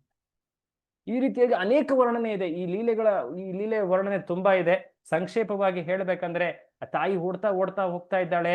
ಕೆಲವೊಮ್ಮೆ ಆ ಕೃಷ್ಣ ಅಯ್ಯೋ ನನ್ನ ತಾಯಿ ಇವತ್ತು ನಿಜವಾಗ್ಲೂ ನನ್ನ ಹಿಡಿಯುವಂತ ಮೂಡ್ನಲ್ಲಿದ್ದಾಳೆ ಅಂತ ಅವನು ಓಡ್ತಾ ಇದ್ದಾನೆ. ಈಗ ಓಡ್ಬೇಕಾದ್ರೆ ಆ ತಾಯಿಯ ಪರಿಶ್ರಮವನ್ನ ಕಂಡ, ನನ್ನ ತಾಯಿ ಇವತ್ತು ನನ್ನನ್ನು ಹಿಡದೇ ತೀರಬೇಕಂತ ಇದ್ದಾಳೆ. ಈ ರೀತಿಯಾದಂತಹ ಭಾವ ವಾತ್ಸಲ್ಯದಲ್ಲಿ ಅವಳದು ಮೂಡಿದೆ. ಅವಳಿಗೆ ಎಷ್ಟು ಪರಿಶ್ರಮ ಆಗ್ತಿದೆ ನನ್ನ ಸೇವೆ ಮಾಡ್ಬೇಕಂತ. ಆಯ್ತು ಅಂತ ಹೇಳಿ ತನ್ನಗೆ ತಾನೇ ಅವನು ಈಗ ತನ್ನ ತಾಯಿಯ ಕೈಯ ವಶದಲ್ಲಿ ಬರ್ತಾನೆ. ಅವಳು ಹಿಡಿದು ಬಿಡ್ತಾಳೆ. ಕೃಷ್ಣ, ಈ ರೀತಿಯಾಗಿ ನೀನು ಯಾಕೆ ವರ್ತಿಸ್ತಾ ಇದೀಯಾ? ತುಂಟತನದಲ್ಲಿ ಬೆಣ್ಣೆಯನ್ನ ಕದಿಯೋದು, ಆ ಕೋತಿಗಳಿಗೆ ಹಂಚೋದು, ಆ ಬೆಣ್ಣೆಯನ್ನ ಎಲ್ಲೆಡೆ ತೂರಾಡೋದು, ಈ ರೀತಿಯಾಗಿ ಉಡಾಳನಾಗಿ ವರ್ತಿಸ್ತಾ ಇದೆಯಾ? ಇವತ್ತು ನಿನಗೆ ಪಾಠ ಕಲಿಸ್ತೀನಿ ಅಂತ ಹತ್ತಿರದಲ್ಲೇ ಇದ್ದಂತಹ ಆ ಒಳಕಲ್ಲು ಉಲೂಖಲ ಅಲ್ಲೇ ಕಣ್ಣಿತ್ತು. ಇದು ಕೂಡ ನಿನ್ನ ಆ ಕಳ್ಳತನದಲ್ಲಿ ಭಾಗಿಯಾಗಿತ್ತಲ್ವಾ? ಇಬ್ರನ್ನು ಸೇರಿಸಿ ಬಂಧಿಸ್ಬಿಡ್ತೀನಿ ಅಂತ ಹೇಳಿ ಆ ಹತ್ತಿರದಲ್ಲೇ ಇದ್ದಂತಹ ಆ ಹಸುಗಳನ್ನ ಕಟ್ಟುವಂತ ಹಗ್ಗವನ್ನ ಹಿಡಿದು ಆ ಮಗುವಿನ ಆ ಏನು ಹೇಳ್ತಾರೆ ಸೊಂಟವನ್ನ ಆ ಒಳಕಲ್ಲಿಗೆ ಕಟ್ಟುವಂತಹ ಪ್ರಯತ್ನವನ್ನ ಮಾಡ್ತಾ ಇದ್ದಾಳೆ. ಅಲ್ಲಿದ್ದಂತಹ ಎಲ್ಲ ಕೋತಿಗಳು ಕೀ ಕೀ ಅಂತ ಒಂದು ರೀತಿಯಾಗಿ ಅಯ್ಯೋ ನಮ್ಮ ಮಿತ್ರ ನಮ್ಮ ಕೃಷ್ಣ ಅವನನ್ನ ಈಗ ಸೆರೆ ಹಿಡಿದು ಕಟ್ಟು ಹಾಕ್ಲಾಗ್ತಾ ಇದೆಯಲ್ಲ ಅಂತ ಅವರೆಲ್ಲ ಇದು ಮಾಡ್ತಾ ಇದ್ದಾರೆ. ಆ ಮಿತ್ರರೆಲ್ಲರೂ ಕೂಡ ನೋಡ್ತಾ ಇದ್ದಾರೆ, ಸುತ್ತಮುತ್ತಲಿರೋ ಸ್ತ್ರೀಯರು ಎಲ್ಲರೂ ನೋಡ್ತಾ ಇದ್ದಾರೆ. ಯಶೋದೆ, ಯಾಕೆ ಇಷ್ಟೊಂದು ನೀನು ಕ್ರೂರಿ ಆಗ್ತಿದ್ದೆ, ನಿನ್ನ ಮಗನ ಕಟ್ಟಿ ಹಾಕ್ತೀರ? ಇಲ್ಲ, ಇವತ್ತು ನಾನು ಇವನಿಗೆ ಪಾಠ ಕಲಿಸ್ಲೇಬೇಕು. ಅವಳು ಎಷ್ಟು ಪ್ರಯತ್ನ ಮಾಡ್ತಾ ಇದ್ದಾಳೆ, ಎಷ್ಟು ಉದ್ದದ ಹಗ್ಗವನ್ನು ಹಿಡಿದಿದ್ದಾಳೆ. ಅದರಿಂದ ಅವನನ್ನ ಕಟ್ಟಿ ಹಾಕ್ಲಿಕ್ಕೆ ಪ್ರಯತ್ನ ಮಾಡಿದ್ರು ಕೂಡ ಆ ಸಮಯದಲ್ಲಿ ವಿಶೇಷ ಒಂದು ತುಂಬಾನೇ ವಿಚಿತ್ರ ಅಲ್ಲಿ ಕಾಣ್ತಾ ಇದೆ. ಏನದು? ಎಷ್ಟು ಉದ್ದದ ಹಗ್ಗ ಆದ್ರೂ ಕೂಡ ಆ ಹಗ್ಗ ಸಾಲ್ದು ಬರ್ತಾ ಇದೆ. ಎಷ್ಟು ಸಾಲ್ದು ಬರ್ತಾ ಇದೆ? ಆ ಹಗ್ಗ 2 ಬೆರಳು ಸಾಲ್ದು ಬರ್ತದೆ. ಈ 2 ಬೆರಳು ಸಾಲ್ದು ಬಂದಿರೋದು ಅಂದ್ರೆ ಇದಕ್ಕೊಂದು ವಿಶೇಷವಾದಂತಹ ಮರ್ಮ ಇದೆ. ದಾಮೋದರ ಲೀಲೆ ಅಂತ ಈ ಲೀಲೆಯಲ್ಲಿ ಏನು ಹೇಳ್ತೀವಿ, ಆ ಕೃಷ್ಣ ಅವನ ಸೊಂಟ ಅಷ್ಟೇ ಸಣ್ಣದಾಗಿದೆ, ಆದರೆ ಅವನ ತಾಯಿ ಆ ಮಗುವನ್ನ ಕಟ್ಟಲಿಕ್ಕೆ ಆ ಹಗ್ಗವನ್ನು ಹಿಡ್ಕೊಂಡಿದ್ದಾಳಲ್ಲ, ಆ ಹಗ್ಗ ಎಷ್ಟುದ್ದ ಇದ್ರೂ ಕೂಡ ಕೃಷ್ಣ ಏನು ದೊಡ್ಡವನಾಗ್ಲಿಲ್ಲ, ಆದರೆ ಆ ಹಗ್ಗ ಸಣ್ಣದಾಗ್ಬಿಡ್ತು. ಆ ಸುತ್ತಮುತ್ತಲಿರೋ ಮನೆಯಲ್ಲಿರುವಂತಹ ಎಲ್ಲ ಮನೆಗಳ ಹಗ್ಗವನ್ನ ತರಲಾಯ್ತು. ಎಲ್ಲ ದಾಸಿರೋ ಹಗ್ಗವನ್ನ ತಂದು ಕಟ್ಟಿ ಆ ಒಳಕಲ್ಲಿಗೆ ಕಟ್ತಾ ಇದ್ದಾರೆ. ಆದ್ರೂ ಕೂಡ 2 ಬೆರಳಿನಷ್ಟು ಆ ಹಗ್ಗ ಕಡಿಮೆ ಬೀಳ್ತಾ ಇತ್ತು. ಆ 2 ಬೆರಳ ಯಾಕೆ ಕಡಿಮೆ ಬೀಳ್ತಾ ಇತ್ತು? ಆ 2 ಬೆರಳಿಗೆ ಒಂದು ಅರ್ಥ ಕೂಡ. ಮೊದಲನೇ ಬೆರಳು, ನಾವು ನಮ್ಮ ಪರಿಶ್ರಮ ಅನ್ನೋದು ಹೇಗಿರಬೇಕು, ಭಕ್ತಿಯಲ್ಲಿ ಪರಿಶ್ರಮ ಅದು ಬಹಳ ಇಂಪಾರ್ಟೆಂಟ್. ಭಕ್ತ ಪರಿಶ್ರಮವನ್ನ ಹೇಗೆ ತೋರಿಸ್ಬೇಕು, ತನ್ನ ಭಕ್ತಿಯಲ್ಲಿ ಪ್ರಾಮಾಣಿಕನಾಗಿ ಪ್ರಯತ್ನ ಮಾಡುವಂತ. 2ನೇದು, ಕೇವಲ ಪರಿಶ್ರಮ ಮಾಡ್ಬಿಟ್ರೆ ಸಾಲದು. ಭಕ್ತಿಲಿ ಏನಾಗ್ಬೇಕು? ಭಗವಂತನ ಕರುಣೆ ಬೇಕು. ಕೇವಲ ಪರಿಶ್ರಮದಿಂದ ಸಾಧ್ಯ ಆಗುದಿಲ್ಲ. ಬೇರೆ ಮಾರ್ಗಗಳಿಗೆ ನಾವೇ ಪರಿಶ್ರಮ ಮಾಡೋದು, ಜ್ಞಾನ ಮಾರ್ಗ ಅಥವಾ ಕರ್ಮ ಮಾರ್ಗ ಅಥವಾ ಯೋಗ ಮಾರ್ಗ, ವೈರಾಗ್ಯ, ಇವೆಲ್ಲವುಗಳು. ಆದ್ರೆ ಭಕ್ತಿಲಿ ನಮ್ಮ ಪರಿಶ್ರಮ ಅದು ಇರಬೇಕು. ಅದಕ್ಕಿಂತ ಮುಖ್ಯವಾಗಿ ಭಗವಂತನ ಕರುಣೆ ಅಥವಾ ಅವನ ಕೃಪೆ ಆಗಬೇಕು, ಆಶೀರ್ವಾದ. ಸೊ ಭಗವಂತನ ಕೃಪೆ ಬೇಕು ಅಂದ್ರೆ ನಾವು ನಮ್ಮ ಪ್ರಯತ್ನವನ್ನು ಕೂಡ ಮಾಡಬೇಕು. ಸೊ ಇವೆರಡೂ ಇದ್ದಾಗ ಭಕ್ತಿಯಲ್ಲಿ ಒಬ್ಬ ವ್ಯಕ್ತಿ ಭಗವಂತನ ಅನುಗ್ರಹವನ್ನ ಪಡಿತಾನೆ. ಇದನ್ನ ತೋರಿಸ್ಲಿಕ್ಕೆ ಇಲ್ಲಿ ಈ 2 ಬೆರಳುಗಳ ಮಾತನ್ನ ಹೇಳಿದ್ದಾರೆ. ಅಲ್ಲಿ ಈ ಸುಂದರವಾದಂತಹ ಶ್ಲೋಕಗಳ ಮೂಲಕ ಯಶೋದೆಯ ವರ್ಣನೆಯನ್ನ ಮಾಡ್ತಾರೆ. ಅವ್ರು ಹೇಳ್ತಾರೆ, ಈ ತಾಯಿ ಯಶೋದೆ ಅವಳು ಎಷ್ಟು ಶ್ರಮ ಪಡ್ತಾ ಇದ್ಲು ಭಗವಂತನನ್ನ ಕಟ್ಟಿ ಹಾಕ್ಲಿಕ್ಕೆ. ಆ ಕಟ್ಟಿ ಹಾಕುವ ಉದ್ದೇಶ ಆ ಭಗವಂತನ ಮೇಲಿರುವಂತಹ ಒಂದು ದ್ವೇಷ ಭಾವನೆ ಅಥವಾ ಕೋಪದ ಭಾವನೆ ಅಲ್ಲ, ಅದು ಅವನ ಮೇಲಿರುವಂತಹ ಪ್ರೀತಿಯ ಭಾವನೆ. ಆ ಪ್ರೀತಿಯಲ್ಲಿ ಅವಳು ಆ ಮಗನನ್ನ ಶಿಕ್ಷಿಸುವಂತ ಒಂದು ಭಾವನೆಯಲ್ಲಿ ದೃಷ್ಟ್ವಾ ಪರಿಶ್ರಮಂ ಕೃಷ್ಣ ಕೃಪಯಾಸೀತ್ ಸ್ವಬಂಧನೆ. ಆ ತಾಯಿಯ ಪರಿಶ್ರಮವನ್ನ ಕಂಡು ಕೃಷ್ಣ ತಾನೇ ಬಂಧಿತನಾದ.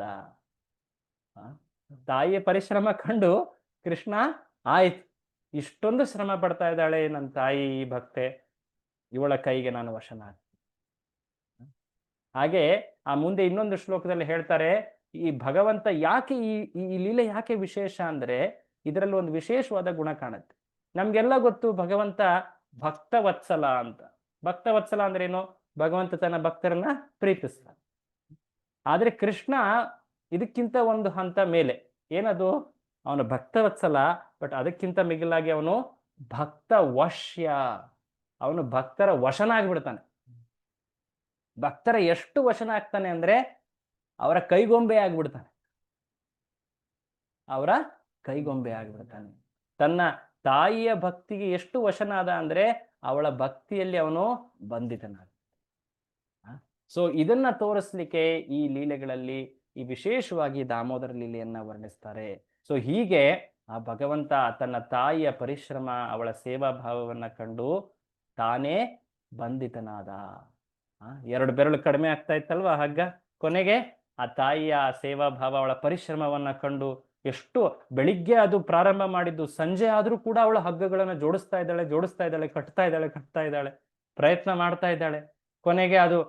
ಕೊನೆಗೆ ಭಗವಂತ ಆ ಪರಿಶ್ರಮವನ್ನು ಕೊಂಡು ಆಯ್ತಮ್ಮ ಅಂತ ಹೇಳಿ ಅವನು ಬಂಧಿತನಾಗ್ಬಿಟ್ಟ. ಹಗ್ಗ ಪೂರ್ತಿ ಆಯ್ತು. ಅವಳು ಅವನ ಸೊಂಟಕ್ಕೆ ಹಗ್ಗ ಕಟ್ಟಿತ್ತು. ಅದಕ್ಕೆ ಅವನ ಹೆಸರಾಯ್ತು ದಾಮ ಉದರ. ದಾಮ ಅಂದ್ರೆ ಹಗ್ಗ, ಉದರ ಅಂದ್ರ ಹೊಟ್ಟೆ ಅಥವಾ ಸೊಂಟ. ಆ ಸೊಂಟಕ್ಕೆ ಹಗ್ಗವನ್ನ ಕಟ್ಟಿಸ್ಕೊಂಡವನು. ಭಗವಂತನ ಹೆಸರು ಹೆಂಗಿದೆ ನೋಡಿ. ಭಗವಂತ ಯುದ್ಧದಿಂದ ಓಡೋದ ರಣಚೋರ. ಭಗವಂತ ಅವನು ಹಗ್ಗದಿಂದ ಕಟ್ಟಲ್ಪಟ್ಟ ದಾಮೋದರ. ಈ ರೀತಿಯಾದ ಭಗವಂತನ ಲೀಲೆಗಳು, ಅವನ ಭಕ್ತರ ಪ್ರೀತಿಯನ್ನ ತೋರಿಸುವಂತಹ ಲೀಲೆಗಳು. ಸೊ ಹೀಗೆ ಅವನು ಈಗ ಒಳಕಲ್ಲಿಗೆ ಅವನನ್ನ ಕಟ್ಟಿ ಹಾಕಲಾಗಿದೆ. ಆ ಸಮಯದಲ್ಲಿ ತಾಯಿ ಒಳಕಲ್ಲಿ ಕಟ್ಟಿ ಅವನು ಒಳಗೆ ಹೋಗ್ತಾಳೆ. ನೀನ್ ಇಲ್ಲೇ ಇರು, ನಾನು ಬೇರೆ ಕಾರ್ಯ ಮಾಡ್ಬೇಕು ಅಂತ ಹೇಳಿ ಒಳಗೆ ಹೋಗಿದ್ದು ಏನಕ್ಕೆ? ಅವನ ಸೇವೆಗೋಸ್ಕರನೇ. ಹಾಲಿನಲ್ಲಿ ಏನೋ ಒಂದು ವಿಶೇಷವಾದಂತಹ ಸಿಹಿ ತಿಂಡಿ ಮಾಡ್ಬೇಕಾಗಿತ್ತು. ಸೊ ಆಗ ಕೃಷ್ಣ ಯೋಚಿಸ್ತಾನೆ, ಒಬ್ಬನೇ ಇದ್ದಾನೆ, ಸುತ್ತಮುತ್ತ ಎಲ್ಲರೂ ಇದ್ದಾರೆ, ಬಟ್ ಅವ್ರು ಏನೂ ಸಹಾಯ ಮಾಡಕ್ ಆಗ್ತಾ ಇಲ್ಲ. ತಾಯಿನೇ ಶಿಸ್ತು ಮಾಡಿ ಕಟ್ ಹಾಕಿ ಹೋಗಿದ್ದಾಳೆ. ಮಿತ್ರರು ಬಂದು ನೋಡ್ತಾರೆ, ಮಂಗಗಳು ಬಂದು ನೋಡ್ತವೆ, ಕರುಗಳು ನೋಡ್ತಾ ಇದ್ದಾವೆ, ಕೃಷ್ಣನ್ನ ಕಟ್ ಹಾಕ್ಬಿಟ್ಟಿದ್ದಾರೆ ಈಗ. ಒಂದ್ ರೀತಿಯಾಗಿ ಅವಮಾನ ಅಲ್ವಾ ಇದು? ಆದ್ರೆ ಕೃಷ್ಣ ಇದನ್ನ ಅವಮಾನ ಅಂತ ಭಾವಿಸೋದಿಲ್ಲ. ಅವನು ವಿಶೇಷವಾಗಿ ಅವನ ಮನೆ ಅಂಗಳದಲ್ಲಿ ಒಂದು ದೊಡ್ಡದಾಗಿರುವಂತ 2 ಮರಗಳನ್ನ ನೋಡ್ತಾನೆ. ಆ ಮರಗಳು ವಿಶೇಷ ಮರಗಳು. ಆ ಮರಗಳನ್ನ ನೋಡಿ ಒಬ್ಬ ಭಕ್ತನನ್ನ ನೆನೆಸ್ಕೊಳ್ತಾನೆ. ಯಾವ ಭಕ್ತ ಅವನು? ಆ ಯಾವ ಮರಗಳು ಏನು ಆಗಿದ್ವವು? ಆ ಲೀಲೆಗಳೆಲ್ಲವೂ ಕೂಡ ವಿಶೇಷ. ಅವುಗಳನ್ನ ನಾಳೆ ನೋಡೋಣ. ಓಕೆ. ಸೊ ಇವತ್ತು ನಾವೇನೇನು ನೋಡಿದ್ವಿ? ಇವತ್ತು ನಾವು ನೋಡಿದ್ದು ಮೊದಲನೇದಾಗಿ ಭಗವಂತ ಸುಂದರವಾದಂತಹ ತನ್ನ ಮೃದಭಕ್ಷಣ ಲೀಲೆ. ಮೃದಭಕ್ಷಣ ಅಂದ್ರೆ ಮಣ್ಣು ತಿಂದಿದ್ದು. ಸಣ್ಣ ಮಗು ಮಣ್ಣು ತಿನ್ನುತ್ತಲ್ವಾ? ಆದ್ರೆ ಸಾಮಾನ್ಯವಾಗಿ ಮಣ್ಣು ತಿನ್ನುತ್ತೆ. ಆದ್ರೆ ಭಗವಂತ ಮಣ್ಣು ತಿಂದು ಭಗವಂತ ಮಣ್ಣು ತಿನ್ನೋ ಇಲ್ವೋ ಅದು ಈಗಲೂ ಕೂಡ ಯಾರಿಗೂ ಗೊತ್ತಿಲ್ಲ.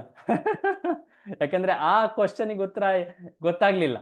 ಆದ್ರೆ ಭಗವಂತ ಏನ್ ಮಾಡ್ದ? ತನ್ನ ಬಾಯಲ್ಲಿ ವಿಶ್ವರೂಪ ಎಲ್ಲವನ್ನ ಪ್ರಪಂಚವನ್ನ ತೋರಿಸ್ಬಿಟ್ಟು ಬ್ರಹ್ಮಾಂಡದ ದರ್ಶನ ಮಾಡುದು. ಅದಕ್ಕೆ ಆ ಜಾಗಕ್ಕೆ ಬ್ರಹ್ಮಾಂಡ ಘಾಟ್ ಅಂತ ಕೂಡ ಹೇಳ್ತಾರೆ. ಆ ಜಾಗ ಇದೆ ಬೃಂದಾವನದಲ್ಲಿ. ಯಾವಾಗಾದ್ರೂ ಮುಂದೆ ಬೃಂದಾವನಕ್ಕೆ ಹೋದ್ರೆ ಅಲ್ಲಿ ಮರೆಯದೆ ಹೋಗಿ ಬ್ರಹ್ಮಾಂಡ ಘಾಟ್ ಅಲ್ಲಿ ಮಣ್ಣನ್ನ ಭಗವಂತನ ಪ್ರಸಾದ ಅಂತ ತಗೊಂಡ್ ಬರ್ತಾರೆ. ತಾವೆಲ್ಲ ಹೋಗಿರ್ಬೋದಲ್ವಾ? ಸೊ ಹೀಗೆ ಆ ಮೃದಭಕ್ಷಣ ಲೀಲೆಯನ್ನ ಕಂಡ್ವಿ. ಅದಾದ್ಮೇಲೆ ವಿಶೇಷವಾಗಿ ಆ ಆ ಮೃದಭಕ್ಷಣದ ಲೀಲೆಯಲ್ಲಿ ಭಗವಂತ ಅಷ್ಟು ಐಶ್ವರ್ಯ ತೋರಿಸಿದ್ರು ಕೂಡ ತಾಯಿ ಯಶೋದೆ ಯಾಕೆ ಅವಳು ದಿಗ್ಭ್ರಮಿತಲಾಗ್ಲಿಲ್ಲ, ಕೃಷ್ಣನನ್ನ ಭಗವಂತ ಅಂತ ಪರಿಗಣಿಸ್ಲಿಲ್ಲ? ಅದ್ರ ಹಿಂದೆ ಕಾರಣ ಏನು ಅಂತ ನಾವು ಅರ್ಜುನ, ದೇವಕಿ ಅವರ ಉದಾಹರಣೆ ಮೂಲಕ ಹೇಗೆ ಮಾಧುರ್ಯ ಭಕ್ತಿ ಅನ್ನೋದು ತುಂಬಾ ಪೂರ್ಣವಾಗಿದೆ ಅನ್ನೋದನ್ನ ವೃಂದಾವನದ ಭಕ್ತರಲ್ಲಿ ಅನ್ನೋದನ್ನ ಕಂಡ್ವಿ. ಅದಾದ್ಮೇಲೆ ಈಗ ಅವಳ ಭಕ್ತಿಯ ಮಹಿಮೆಯನ್ನ ತೋರಿಸ್ಲಿಕ್ಕೆ ಶುಕಮುನಿಗಳು ಈ ದಾಮೋದರ ಲೀಲೆ ವರ್ಣನೆ ಮಾಡ್ತಾರೆ. ಅದರ ಲೀಲೆಗಳನ್ನ ನಾವೀಗ ನೋಡ್ತಾ ಇದ್ದೀವಿ. ನಾಳೆ ಇದ್ರ ವರ್ಣನೆ ಇನ್ನು ಮುಂದೆ ಮಾಡೋಣ. ದಯವಿಟ್ಟು ಇವತ್ತಿನ ದಿನ ತುಂಬಾ ವಿಶೇಷವಾಗಿತ್ತು. ಬಲರಾಮ ಜಯಂತಿ, ಬಲರಾಮ ಪೂರ್ಣಿಮೆ. ತಾವೆಲ್ಲರೂ ಕೂಡ ಭಗವಂತನ ಪ್ರಸಾದವನ್ನ, ಕೃಪೆಯನ್ನ, ಕೀರ್ತನೆ, ಪ್ರವಚನ, ದರ್ಶನ, ಅಭಿಷೇಕಗಳ ಮೂಲಕ ಪಡೆದಿದ್ದೀರಾ. ಇವತ್ತು ನಮ್ಮ ದೇವಸ್ಥಾನದಲ್ಲೂ ಕೂಡ ಅಭಿಷೇಕ ಇತ್ತು, ನಾವು ಪಾಲ್ಗೊಳ್ಳುವಂತ ಭಾಗ್ಯ ನಮ್ಗೂ ದೊರಕಿತ್ತು. ಸೊ ತಾವೆಲ್ಲರೂ ಅದನ್ನ ಪಡೆದಿದ್ದೀರಾ ಅಂತ ನಾನು ಭಾವಿಸ್ತಾ ನಾವು ನಾಳೆ ಈ ಚರ್ಚೆನ ಮುಂದುವರ್ಸೋಣ. ತುಂಬಾ ತುಂಬಾ ಧನ್ಯವಾದ. ಹರೇ ಕೃಷ್ಣ. ಯಾರಿಗಾದ್ರೂ ಏನಾದ್ರೂ ಪ್ರಶ್ನೆ ಅಥವಾ ಟೀಕೆ ಇದೆಯಾ?